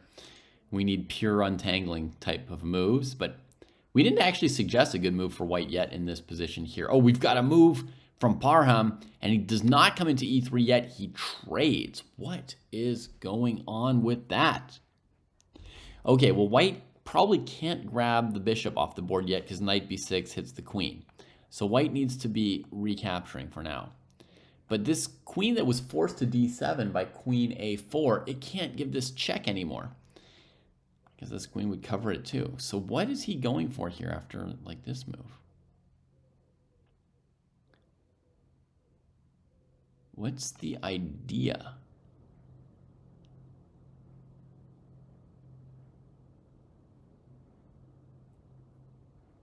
This piece is undefended in some variations.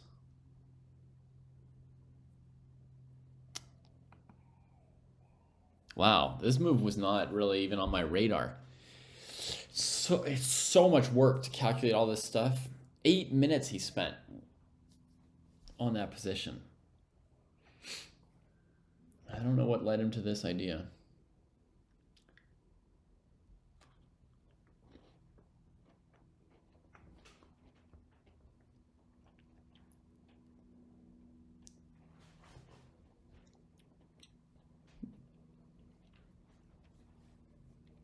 Looks like Arjun is surprised by this as well. If he expected it, you know, he would just recapture, I think. Given the time situation. And Arjun being, you know, a strong guy. You know, not somebody who's tired and taking a break on his opponent's turn, right? He's somebody who's working hard and really energetic and strong. So if he'd expected bishop f3, I think he'd be recapturing. Likely we could see a quick recapture from him. So I think this was a bit of a surprise to him. Let's see if we can figure out, like, what is Parham even thinking after bishop takes f3?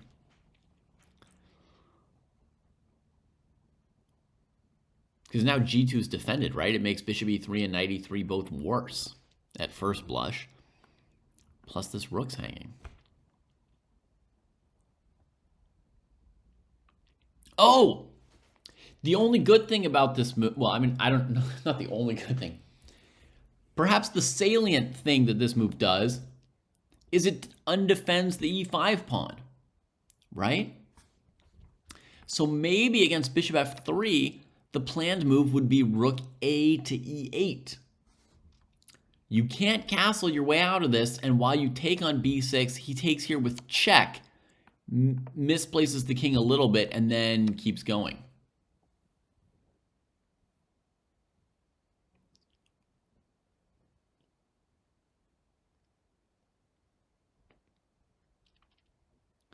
Although, I mean, even on f2, right, white can coordinate the pieces, and the bishops are amazing. So it's going to be very concrete and tricky.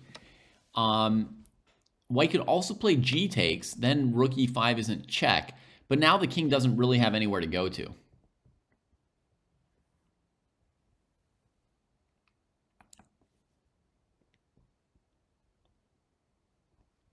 And I mean, rook e8 still looks fine, right? Takes, just trying to grab this pawn. Is long castling an option? It's an option, but it doesn't solve the issue of white's king being weak, right? So it's an option in the sense that you can't protect your king, so technically black needs to be ready for your king to go kingside, queenside, or stay in the center. But it's not going to make us say that white's position is great immediately once white achieves it. Could coordinate the rook, so it could be the best move at some point. Hey Abdul, welcome. Okay, yeah, could also go queen h3 and harass some weak squares from there with the queen. Perfectly good square for the queen, yeah.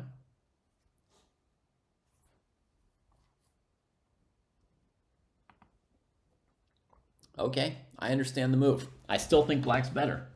It's a bit of a surprise, but it should be a fine move as well.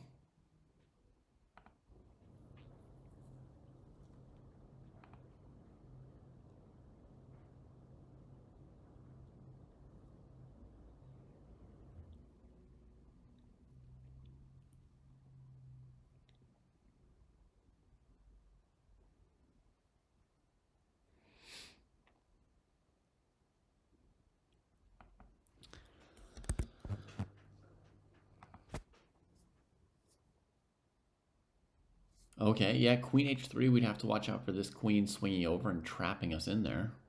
That would not be our goal. That would not be our goal.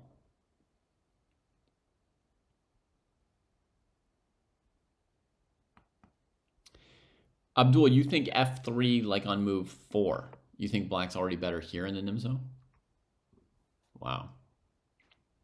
That's a bold position to take, yeah?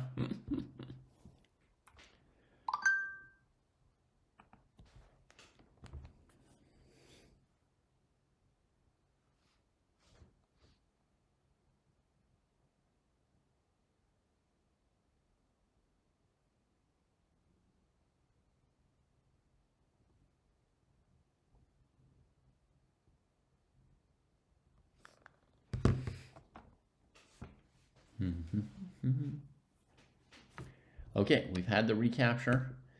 Parham's thinking. Come on, show us your magic. Parham, show us the magic.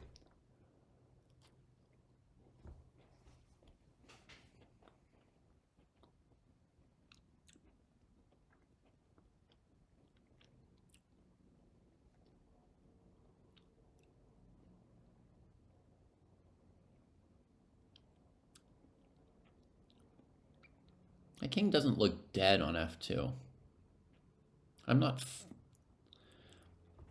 convinced black's advantage is big. I would choose to play black, but it might be much smaller than I used to think.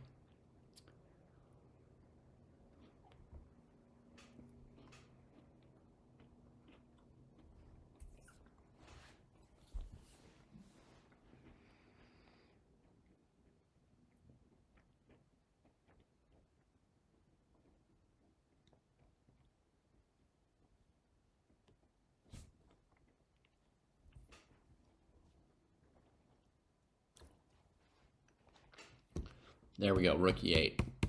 That's what we expected. Hey, at least I was able to guess one of his ideas after he'd played the move. Yeah, white could castle long if they want to. The king will always be a bit exposed over there too.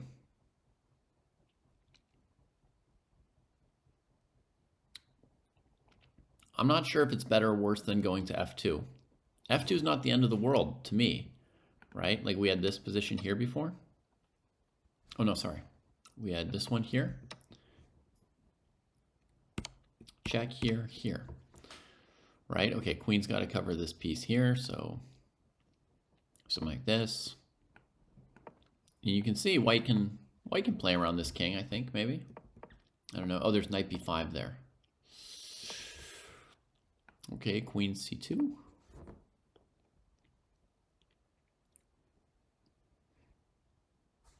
Then there's queen d4. Okay, where do we go? Where do we go? Queen b4? It's certainly tricky.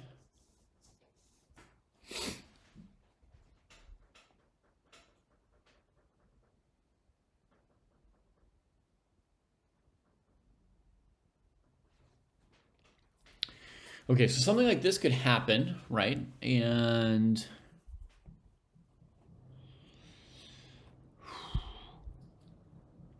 is white okay for now? Maybe. Oh my god, then there's rook b5 tagging you on this. He's castled queenside. He's castled queenside. To get out of the way of that. So rook c8, he can just go king b1.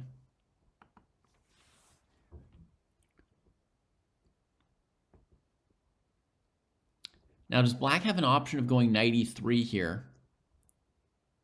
Hitting the queen and rook. Is that going to force white to give up the dark squared bishop? Probably.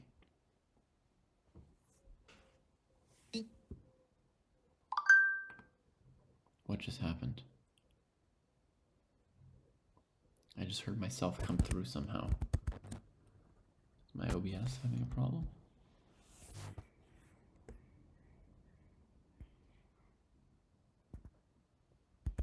Looks okay. Let me know if there's any issues with the stream. I just heard a weird sound and wondered.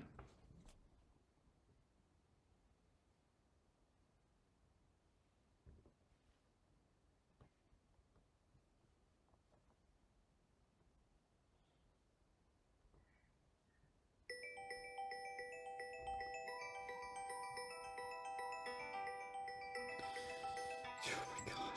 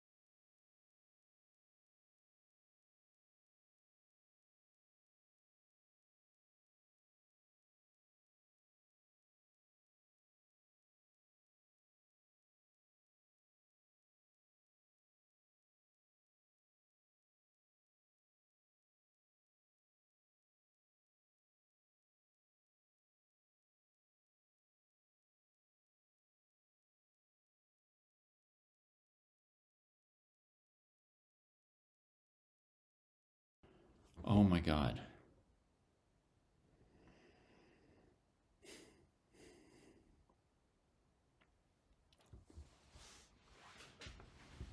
All right, so we can see rook e5 was played.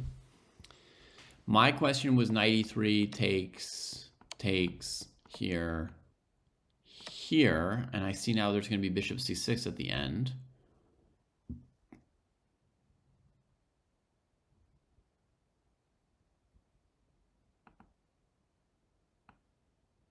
And there's no computers here. No computers here. Here, here, here. Actually, black's still okay. Knight e3, knight b6. Oh, yikes. Let me check.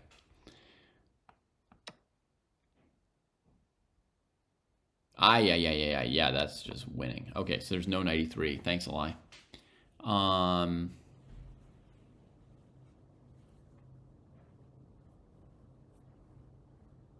I meant after the queen trade, Aritra. Well, there shouldn't be chess lover. Nobody should be giving computer variations into the chat. We're all just figuring it out on our own.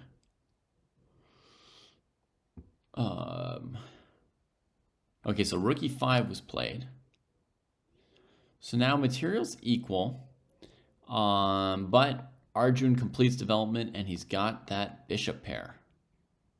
And his king has a b pawn to hide behind, plus the knight and the queen. I mean, his king doesn't look like he's getting slaughtered.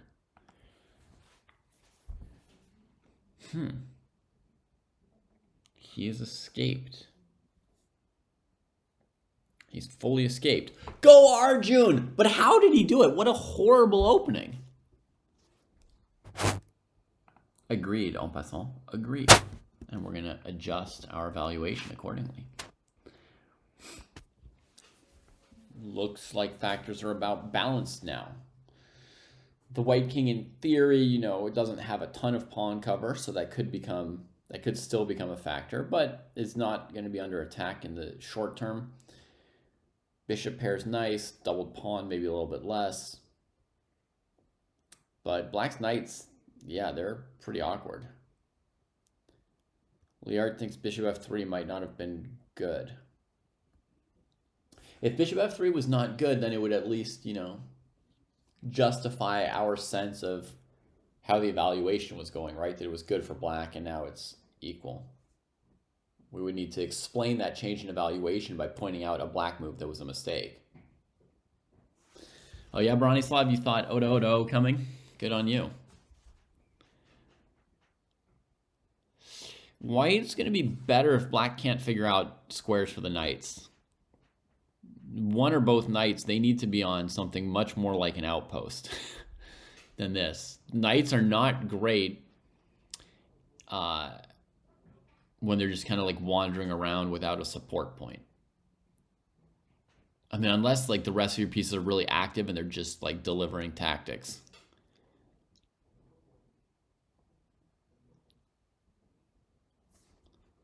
Say bishop f4 could be met by, oh, it's not white's move. Last move, bishop f4. Queen f5. Bishop e5. Here. Yeah, that makes sense.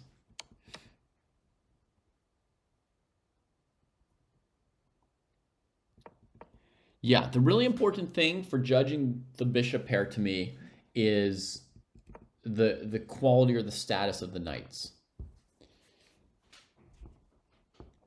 If the knights are not on good squares, then the bishop pair can really shine. That's why when you learn how to play with the bishop pair, like the first step is deprive the knights of squares, restrict them. It's not just like, oh, open the position, your bishops will kill the opponent, right?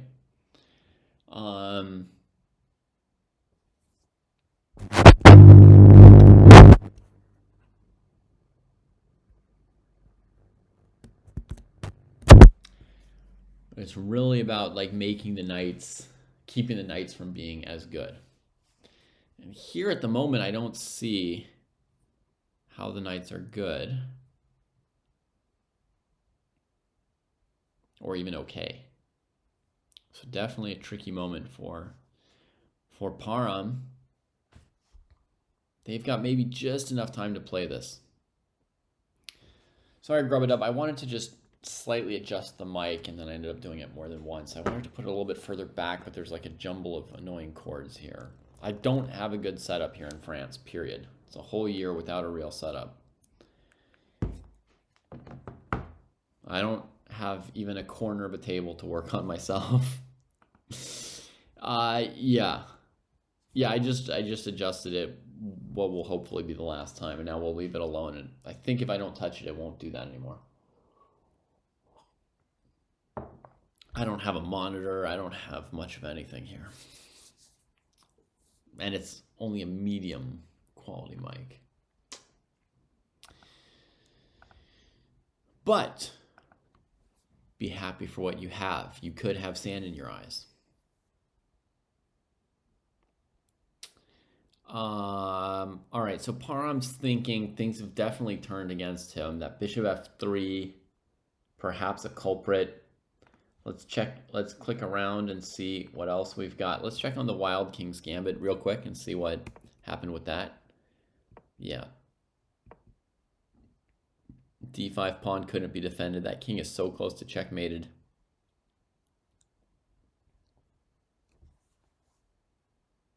Man, I guess he prepared knight d5, rook f7, and who knows? Who knows how good or terrible that is. Knight g6, knight g4, h6 pawn looking really weak, doesn't get protected. Maybe you could play d6 here. No, he just calmly keeps the piece. But what about bishop d5, man? Oh my god, the king's got no defense.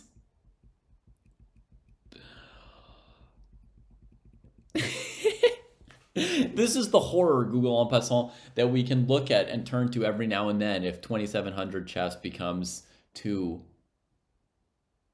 calm and predictable for us, shall we say, right? Then we can always glance over here.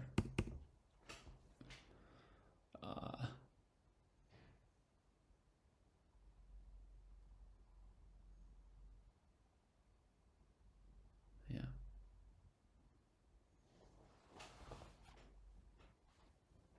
I don't know. Looks like white's getting ready to play knight h6 check.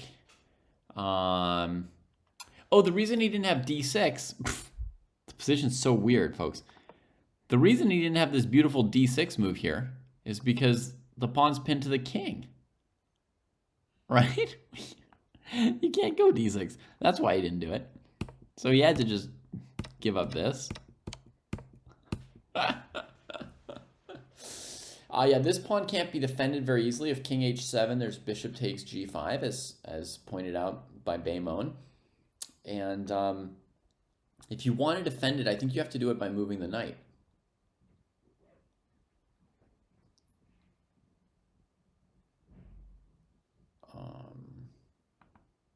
So I guess, you know, there's knight f4 and knight h4, our big candidate moves here. Knight f4 hits the queen, so we should be able to calculate it pretty easily. Let's say takes, and hop. Boom, boom, boom. The knight hits everything.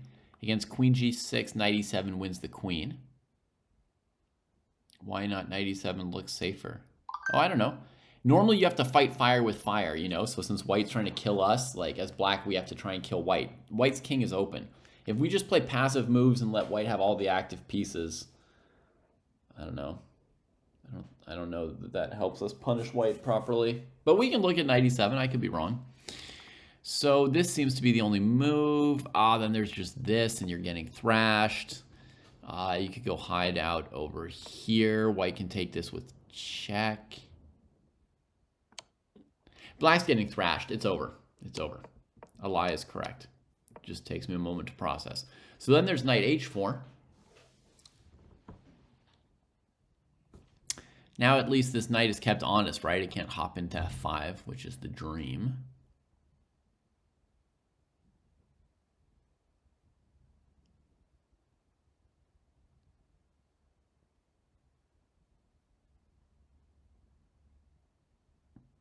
I don't really see a move for white against this.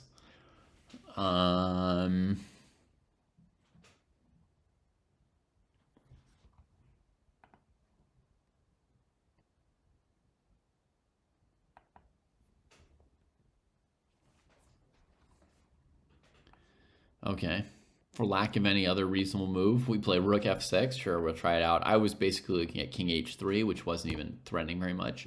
So let's try this move. Not a lot of options. Black takes. Presumably your plan was to take this with check. King comes up. Bishop takes g5.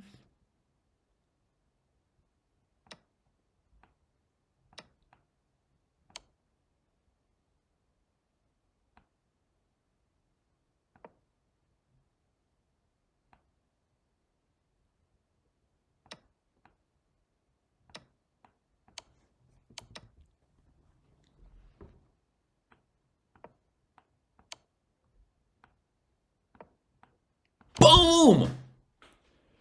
Welcome to the dojo. What nonsense.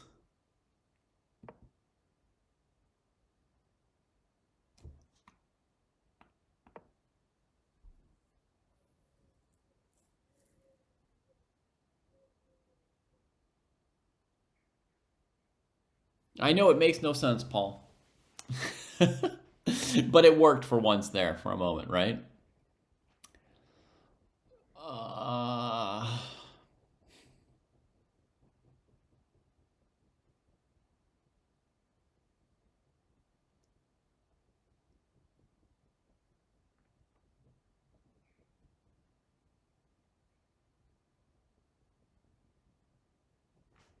Actually, this move looks pretty good. King h7.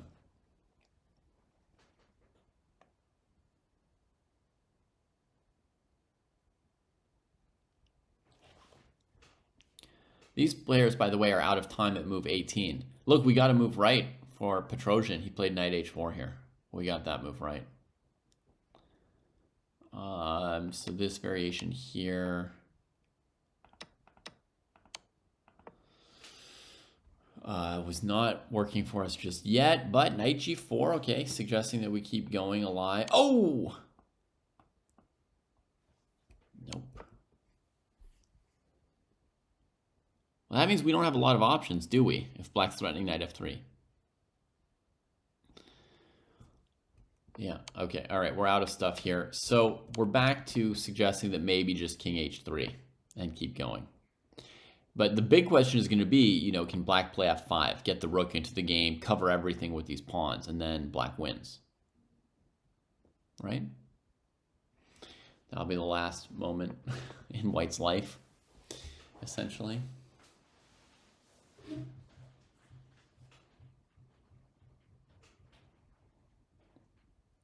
Black might have it here. You know, knight h4 and then force through f5.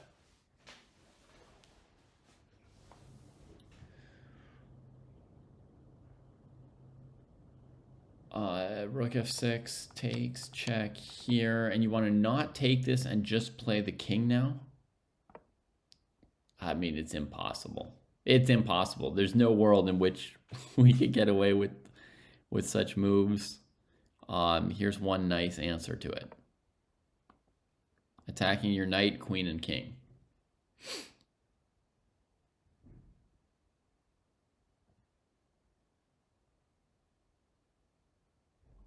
Bishop g5, queen g5 is what we tried before. Yes, Paul, I see that knight f5 wins the queen, but it wins both queens. See, here, here, here, here. Beep, beep.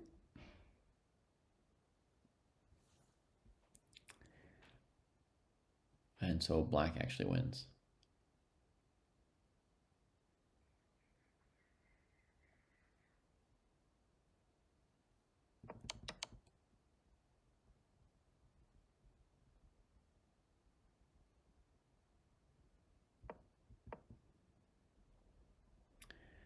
It's not a draw. Black's winning. Knight h6 at the end, rook takes. You know, or king f8 instead of king g8. It's just winning for black. It's just winning for black. So after knight h4, Vitali's in a long think. Does not look good. All right, let's check on Arvin's minute edge. Definitely doesn't have an edge on the clock. A5 is surprising from Bardia. A4, covering it.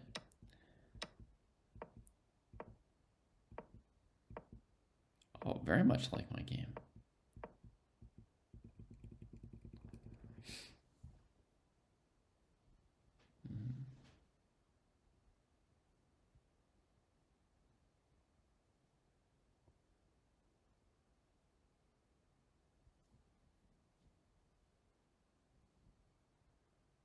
Exactly, Abdul. After knight h6, I could take it, or the previous move, we could play king f8 instead of g8, so that knight h6 wouldn't be check. And yeah, both of those options are winning for black. So here, what do we think? Arvind is very low on time for a position with so many pieces left on the board. Very low on time. I mean, even Bardia is low on time. Something impractical about how much time he spent on these moves. It was also my experience when I played this, though. I also, like, between moves 10 and 20 in my game, and for him it really started here around move 12, I guess. They started thinking, and he just chewed up an hour on 8 moves. You know, without anything decisive happening.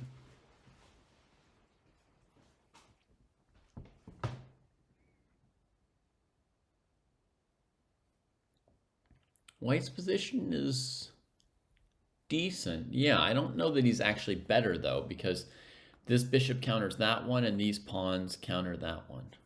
So I think, I don't know, I think Dineshvar may have finally equalized. Bishop e4, g6.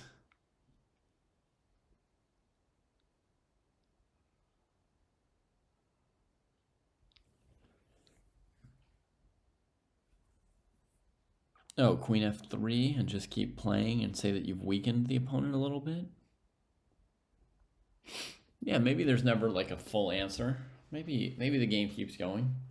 Could white still be a little bit better? It would be based on something non-static. Like statically, black has done everything they needed to and fixed, you know, to equalize their position. They've achieved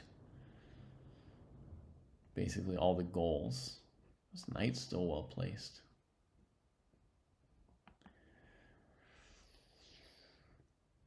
No, I think I'm going to switch my evaluation here to equal.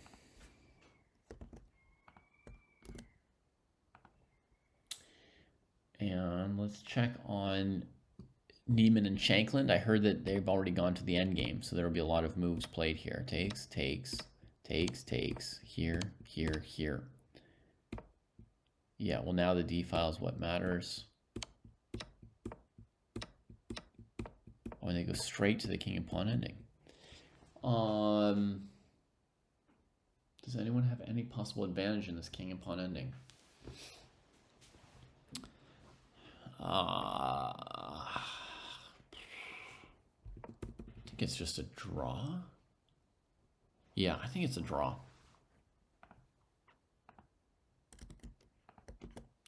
Sorry, folks. Yesterday was 8 decisive results. It looks like today is going to be a lot of draws on the top boards. My personal eval bar hanging out at equal on basically every single board here.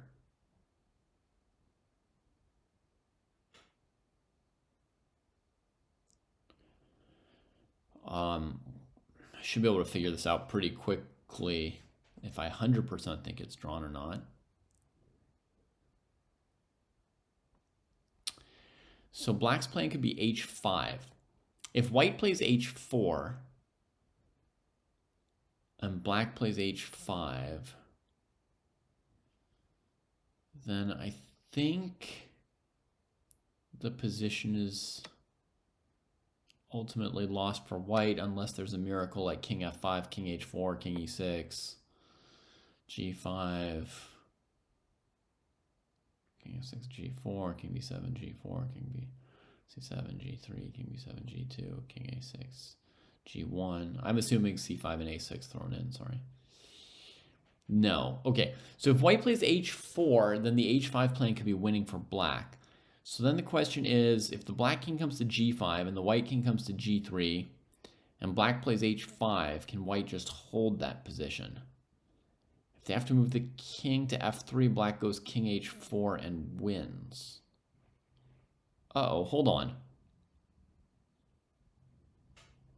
So the black plan is you bring the king to g5 and you play h5. With or without white playing h4. So you go king g6, h5. If white takes on h5, it's losing.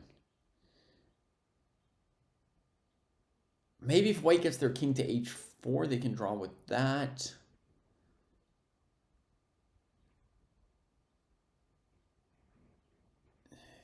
hg, hg, king h6, king h3, king g5, king g3, g6, king h3, f5 takes, takes, takes, king g3, king e4, king d2, king d3, loses. Hang on. King f7.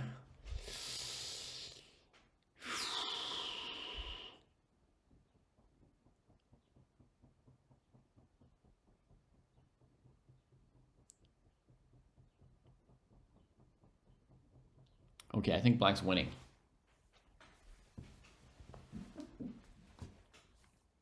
I don't know if you guys want me to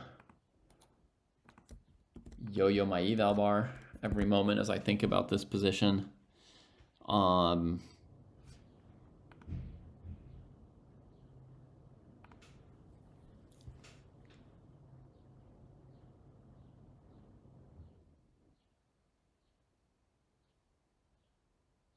The e3 pawn loses this endgame for white. The king side looks so close to blocked. King G6, H5. If white goes King G3, King G6, King H4, black just waits with King H6. At some point, you have to go back King G3. Black plays King G5. Then they're threatening H5, which we know is winning. If we push them back with H4, they go to G6. They're threatening H5. If we go H5, they go King G5. King H3, we wait. G6. Takes, takes. King G3. Then it depends whose move it is. If it's white's move, they lose. If it's black's move, it's a draw. Ah, okay, okay, okay.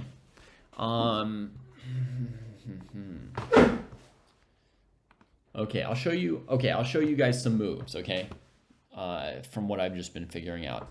So like here. So first I just waited around for white. Now in this position, there's trade or sit, right? Okay, so let me show you that sitting is bad because it's the most obvious. You know, at some point you run out of moves on the queen side, and then you do something like this, king here, right? And you can't hold both. Okay, so your other option is you takes. Okay, but now also, right? Black's gonna come here. And let's see how to do this.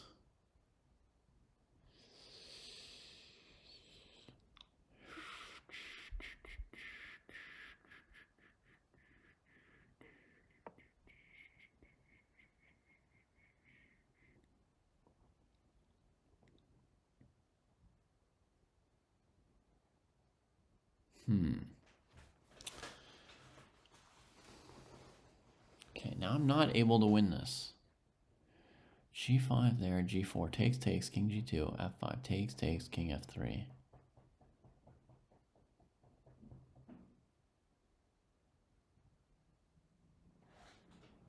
Well, let's just check. Let's just make all the moves, okay?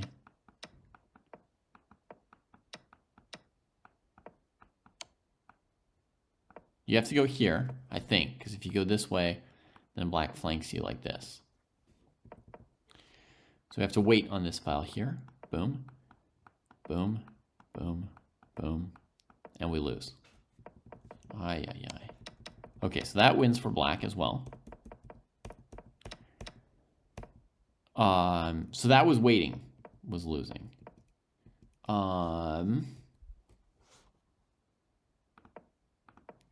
Hey, unknown gamer. H4 check, king here, takes here, here. This position, well,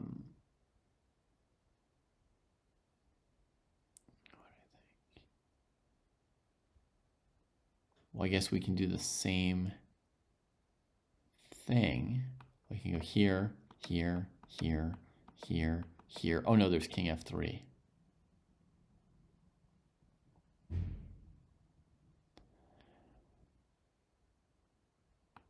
But even this, do we save it as white?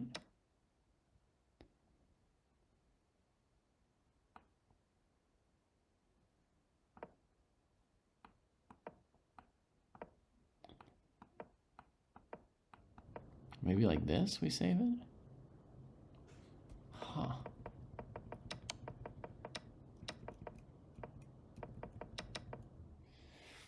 Okay, so... Oh, they've played some moves. B6 from Sam. After King G3. A6, B5. C5, and now he comes out. Okay, so on the one hand, he's got this path opened up. On the other hand, white could get in here a little bit faster in one of the racing lines I calculated earlier. I guess he would still win that line. The racing line, for those who care,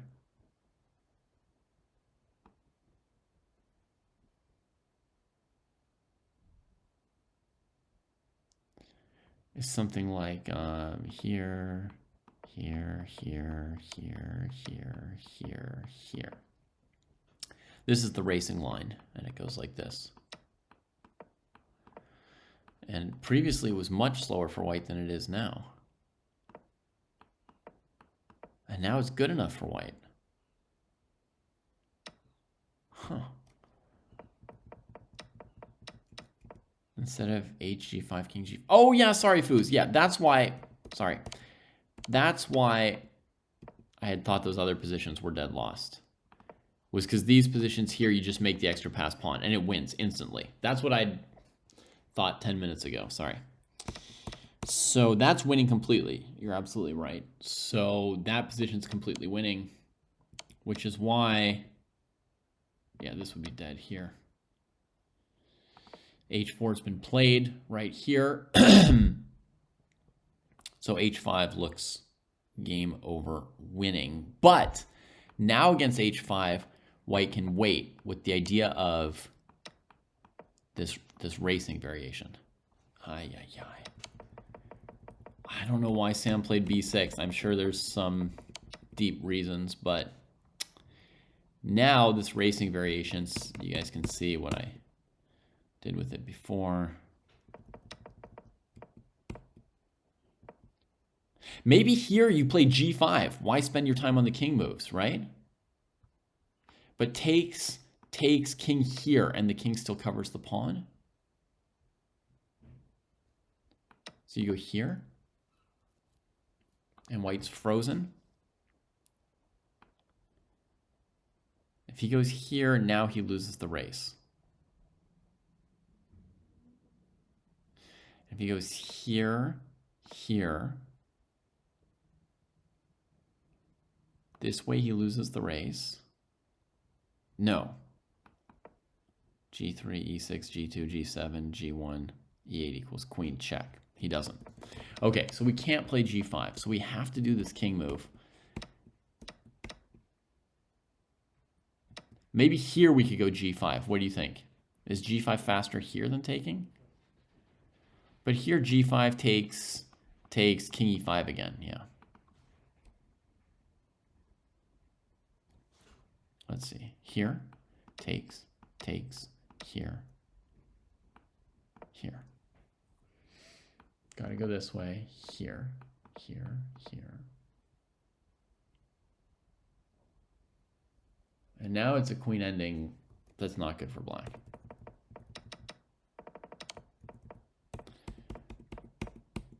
Okay, so here we are. I think now white can wait. I mean, we can say this. If white takes, this is obvious, right? You just make an extra pawn and you just push it. King H3 just played. Now, can Sam maybe wait with King H6 and against King G3 go G5? Takes. Oh, what about this, Foos? Or any other endgame experts in the crowd? I guess white has to keep waiting, right? If white ever takes here, then FG.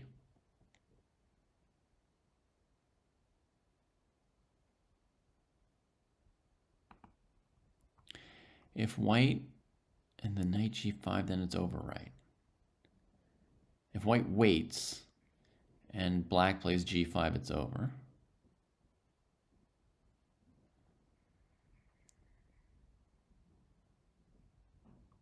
Oh, G6 suggests Foos. Yeah, that could be a good suggestion.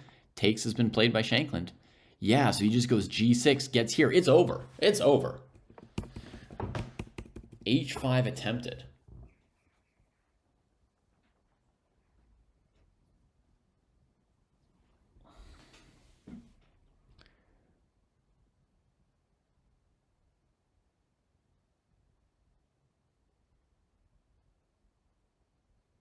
So the idea is takes, king here, king E6, H4, king here, H3, king takes, H2, king moves, H1 queen, C6. No, way too slow. That's it. That's it. There's one game that won't be a draw today. And it's this one. It's the pure king and pawn ending. Holy cannoli. The Neiman idea, Abdul, with H5 is to force Sam to take and then go king F5 and race the h-pawn. And if Sam pushes, he just comes back here, takes, and holds like that. Although even that line, king here, f5 is winning. I remember this line from another variation. Even this is winning for black, I think. I mean, unless there's king g3 here. But, you know, if you take, the black king just gets in. King here, takes, here, here. He's threatening to come in like this and win as well. And if you come here and he gets the opposition,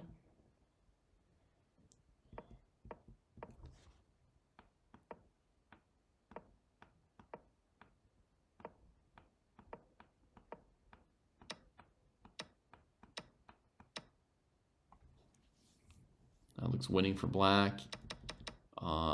You could take this one first. Come back this way, but then it's two connected passers and you're lost. Sam can win any which way he chooses. He's played king g7, then pushed. Yeah, this was the one where I said it would... The race should not work for white anymore.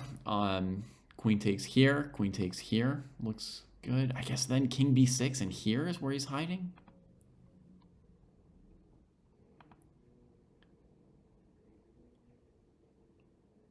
Queen takes e4 played. Oh, against king b6, I mean, you could just go queen a8, right, and just hold the territory. King b8's been played. So now you can just take on b4. Now you can just take on b4. Yeah, king b6 was like trickier because it defends these squares in a certain sense. But now you go queen b4, and then against this you take, and then, you know, check and takes. Against this move, whatever, check and something or other. King here. Okay, hang on.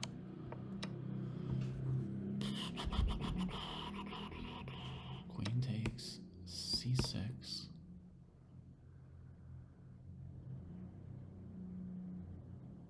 Whichever one you go after, the other one runs away. Okay, so let's go here. And if here, check and take this one.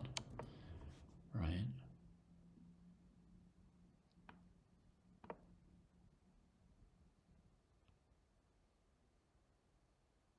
Here's a good way to win this one. Push, push, push, push, push.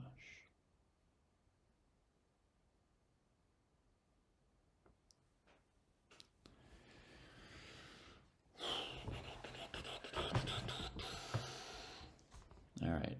Has he done anything? He's taken on b4. c6 played.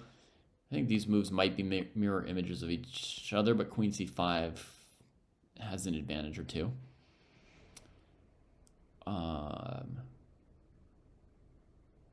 He could also play queen f8 check and then start pushing from there. Looks simple as well. Like queen f8, king here, push, here, push, here. Oh, now we don't get to trade everything off. It's not as simple. Here, here, here, here, here, here. Check. Here. Takes. And you've got two connected passers, for example. Yeah, he played my first instinct, queen c5. White's going to defend the two pawns like this, because if white pushed this pawn, he checks the king, he takes this pawn with check, then he can sack for the other one. White can't even afford to trade both pawns for the queen. White needs to trade only one pawn for the queen. So he has to defend there. Same thing on like a7, black can just take, right, and then trade. So he's got to play king b7 and now b4. Yep, a7.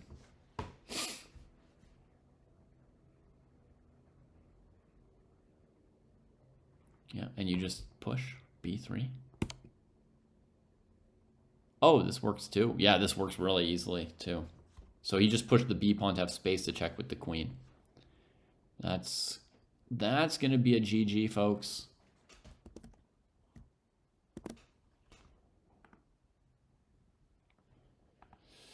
That's going to be a GG, folks. Yes!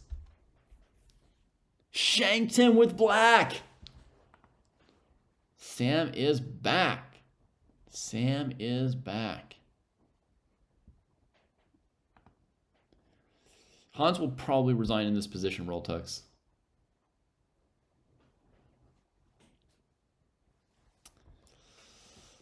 All right.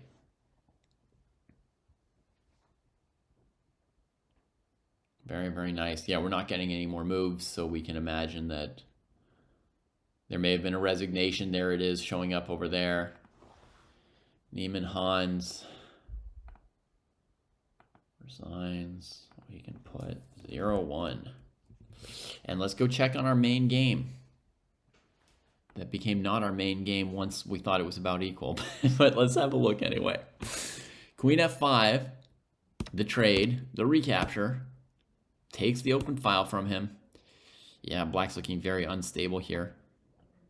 Queen C6, nice move. If you trade, that C-pawn is going to cost you. So he plays Rook D8, allowing Rook E8 check. The knight's on it. Okay. Bishop takes D5? Does bishop takes D5 not win? No, because the queen takes. Okay. White's king doesn't look so safe in this game. Yeah, but now white can trade queens, right? So king safety doesn't matter anymore. Now it's just the bishop pair. White's better. We're going to adjust it. Immediately, we can say white's better as soon as we see queen trades available. Takes, takes, and this is the live position. White's got a doubled pawn, but I just immediately assume the bishop pair is better than a doubled pawn.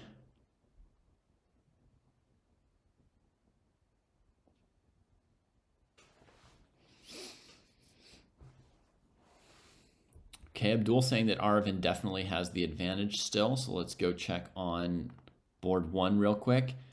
So we were here, E5, Rook D1, Rook D8, Queen E2, Queen E6, E4, Knight E7, Bishop C3, game of inches trying to go after the A5 pawn.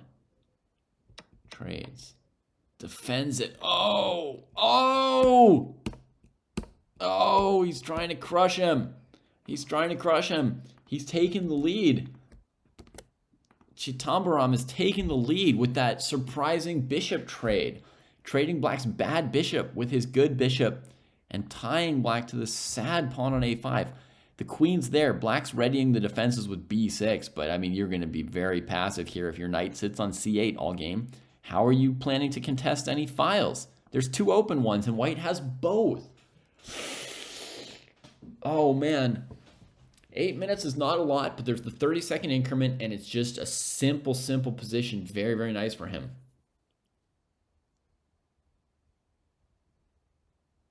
Is that an actual thing, Foos Chess, or just a theoretical question?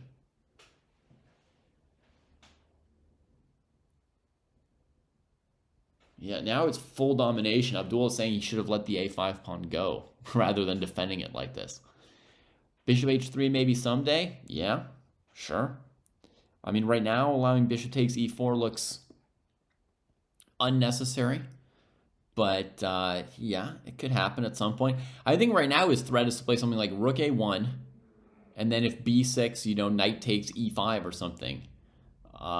Because, you know, B6 will hang the bishop. So, yeah. So Daneshvar brings the queen to cover the weaknesses. Hi-yi-yi.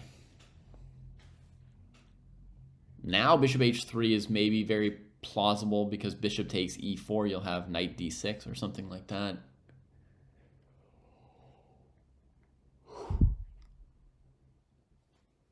Yeah, now I could definitely see bishop H3 next.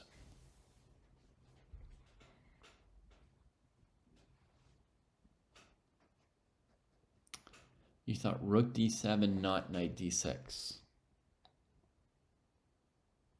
Okay, that might do it too. But now it's tactical.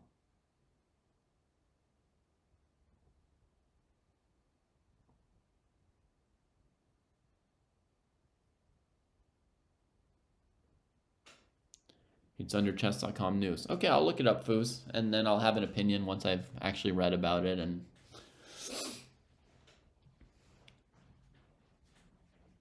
I mean, just at surface value, if it's an idea where, you know, good players put up a prize fund from their own backers because their backers are confident in them and it creates some kind of a super tournament.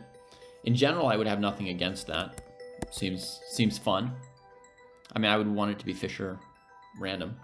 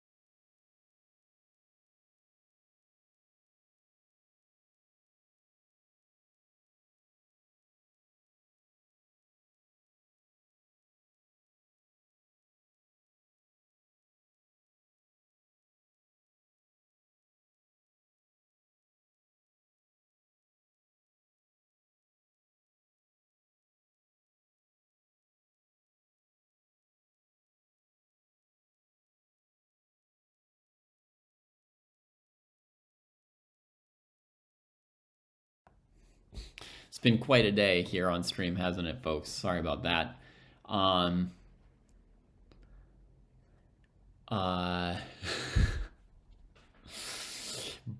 But yeah, normally I have to go at 4 on a normal day to pick up the kids, so I don't get to finish the rounds in general.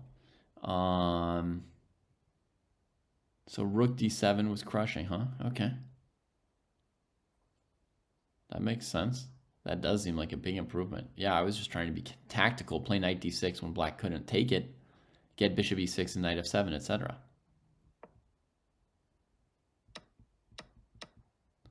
See where this game went.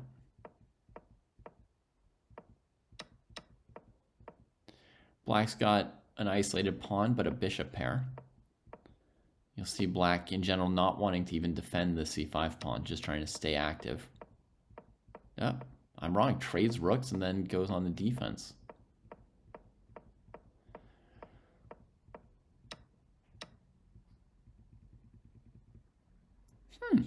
Amina's still kind of making Serrano play a little bit of defense, right? I mean, now it's just same colored bishops with 2 isolated pawns, and for the first time today, we'd actually have to go and say that that white's a little bit better, right? A little bit of a squeeze appearing out of somewhere. Nowhere, somewhere.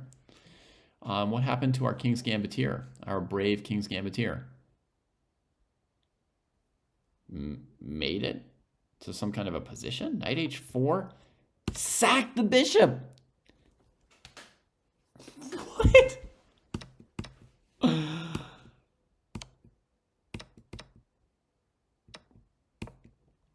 Down a piece, king open, brings in the knight, gives a little check, and wins back to knight.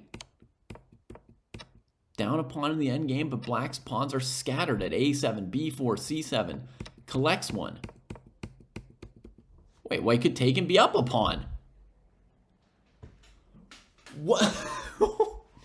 Even my King's Gambitier's mind is blown by this performance by Vitali. It was ridiculous. That was very unexpected how that game went.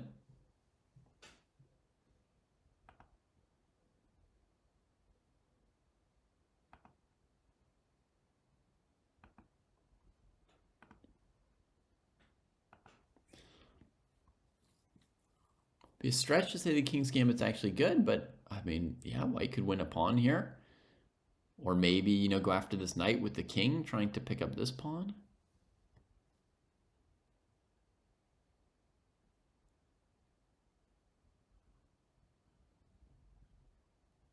Wow.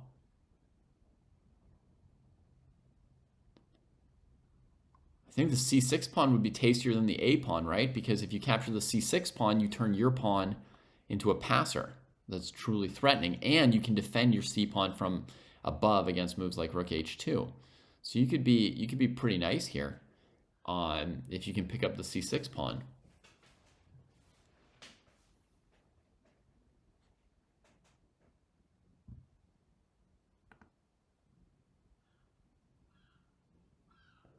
Well, there you're talking a 200-point rating difference, Patrick. You know, I would argue that normally if a 2500 GM plays the King's Gambit against a 2500 GM, it should favor black. Okay, so did not go for bishop h3 that we talked about. Just plunged the knight. Goes after a5. Looks like a5's going to be a goner, right? Or black's going to trade on d5 now. And the pawn can start motoring. Can black trade on d5, play b6, and get the blockade? No. This is the key variation. Takes, takes, here. You go d6. Right? Pawn takes, bishop takes. Oh, knight d6. Wow, it's a long variation, aka Jesse will say wrong variation, but this would be a draw. This endgame. I guess you could play here. And black can't take as a back rank mate. So you could still press a little bit as white, maybe. What's the position? I don't know why the board got flipped. I feel like we had it the other way all day today. Sorry about that. But anyway, the truth is, we're not going to be able to finish this together today. And we definitely still have some interesting endgames being played.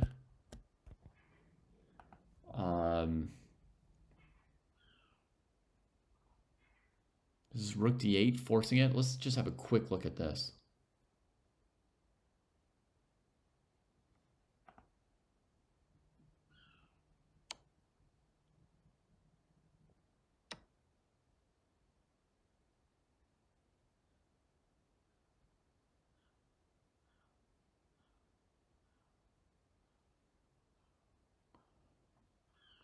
Sorry, Patrick. Yeah, rook d8 was forcing the rook trade. The last long-range piece comes off the board. And now it's not a question of whether Arjun's better. It's a question of whether it's technically winning. Knight b5, bishop b6. I'm going to go out on a limb and say that's technically winning. So he's going to have to play knight d5 and try and hold the b pawn. Yeah, knight d5.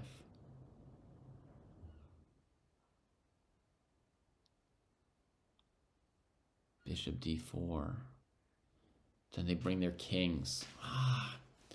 I feel like it's winning for white. That's my feeling. It's very close. It's right on the borderline of winning for white. If you're an engine 1.4, that would be winning, right, Abdul? For modern engines, they can win with 1.4. Yes, no.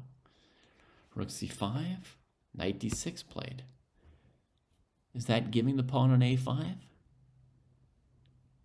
Yeah. Yeah.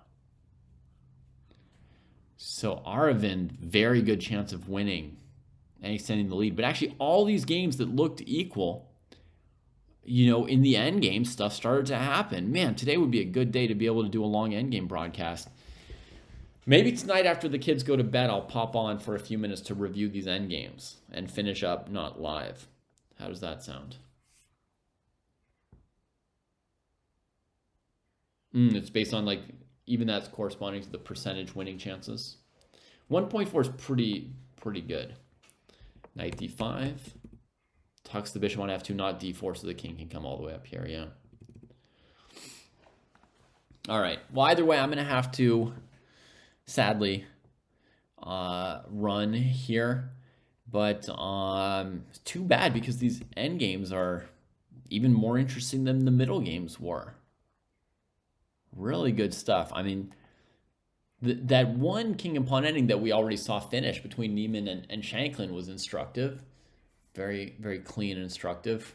Seemed like Sam played it out relatively quickly, so he was very confident. I think he had time left on his clock that he didn't even choose to use. You see these other players still with some time on their clock, so I think it was pretty clear to him. For me, it would have been a 10-minute exercise probably to calculate it out. But that was super cool. And I think these are looking pretty good too. My predictions would be a win for Arjun and a win for Chitambaram. I think he's... Wait, something was wrong because he didn't take on a5. And he didn't play knight f6. What is that move? I've been confusing. That drops most of his advantage. I thought he was already up a pawn. I wanted to say a draw and wins for Aravind and Aragaisi, but I don't understand why he didn't take on f6 or a5 there. I mean, knight e4, he had bishop takes e4, right? What's the, like here, here, here? What's the deal? White stuff is all defended. So, I don't know. Knight e8 played.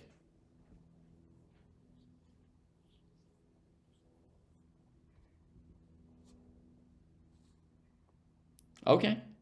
It looked like an interesting opening Troy chess, and it was a Knight Orf, which I'd play, so I'll definitely give it a look. For now, I got to say bye, everybody.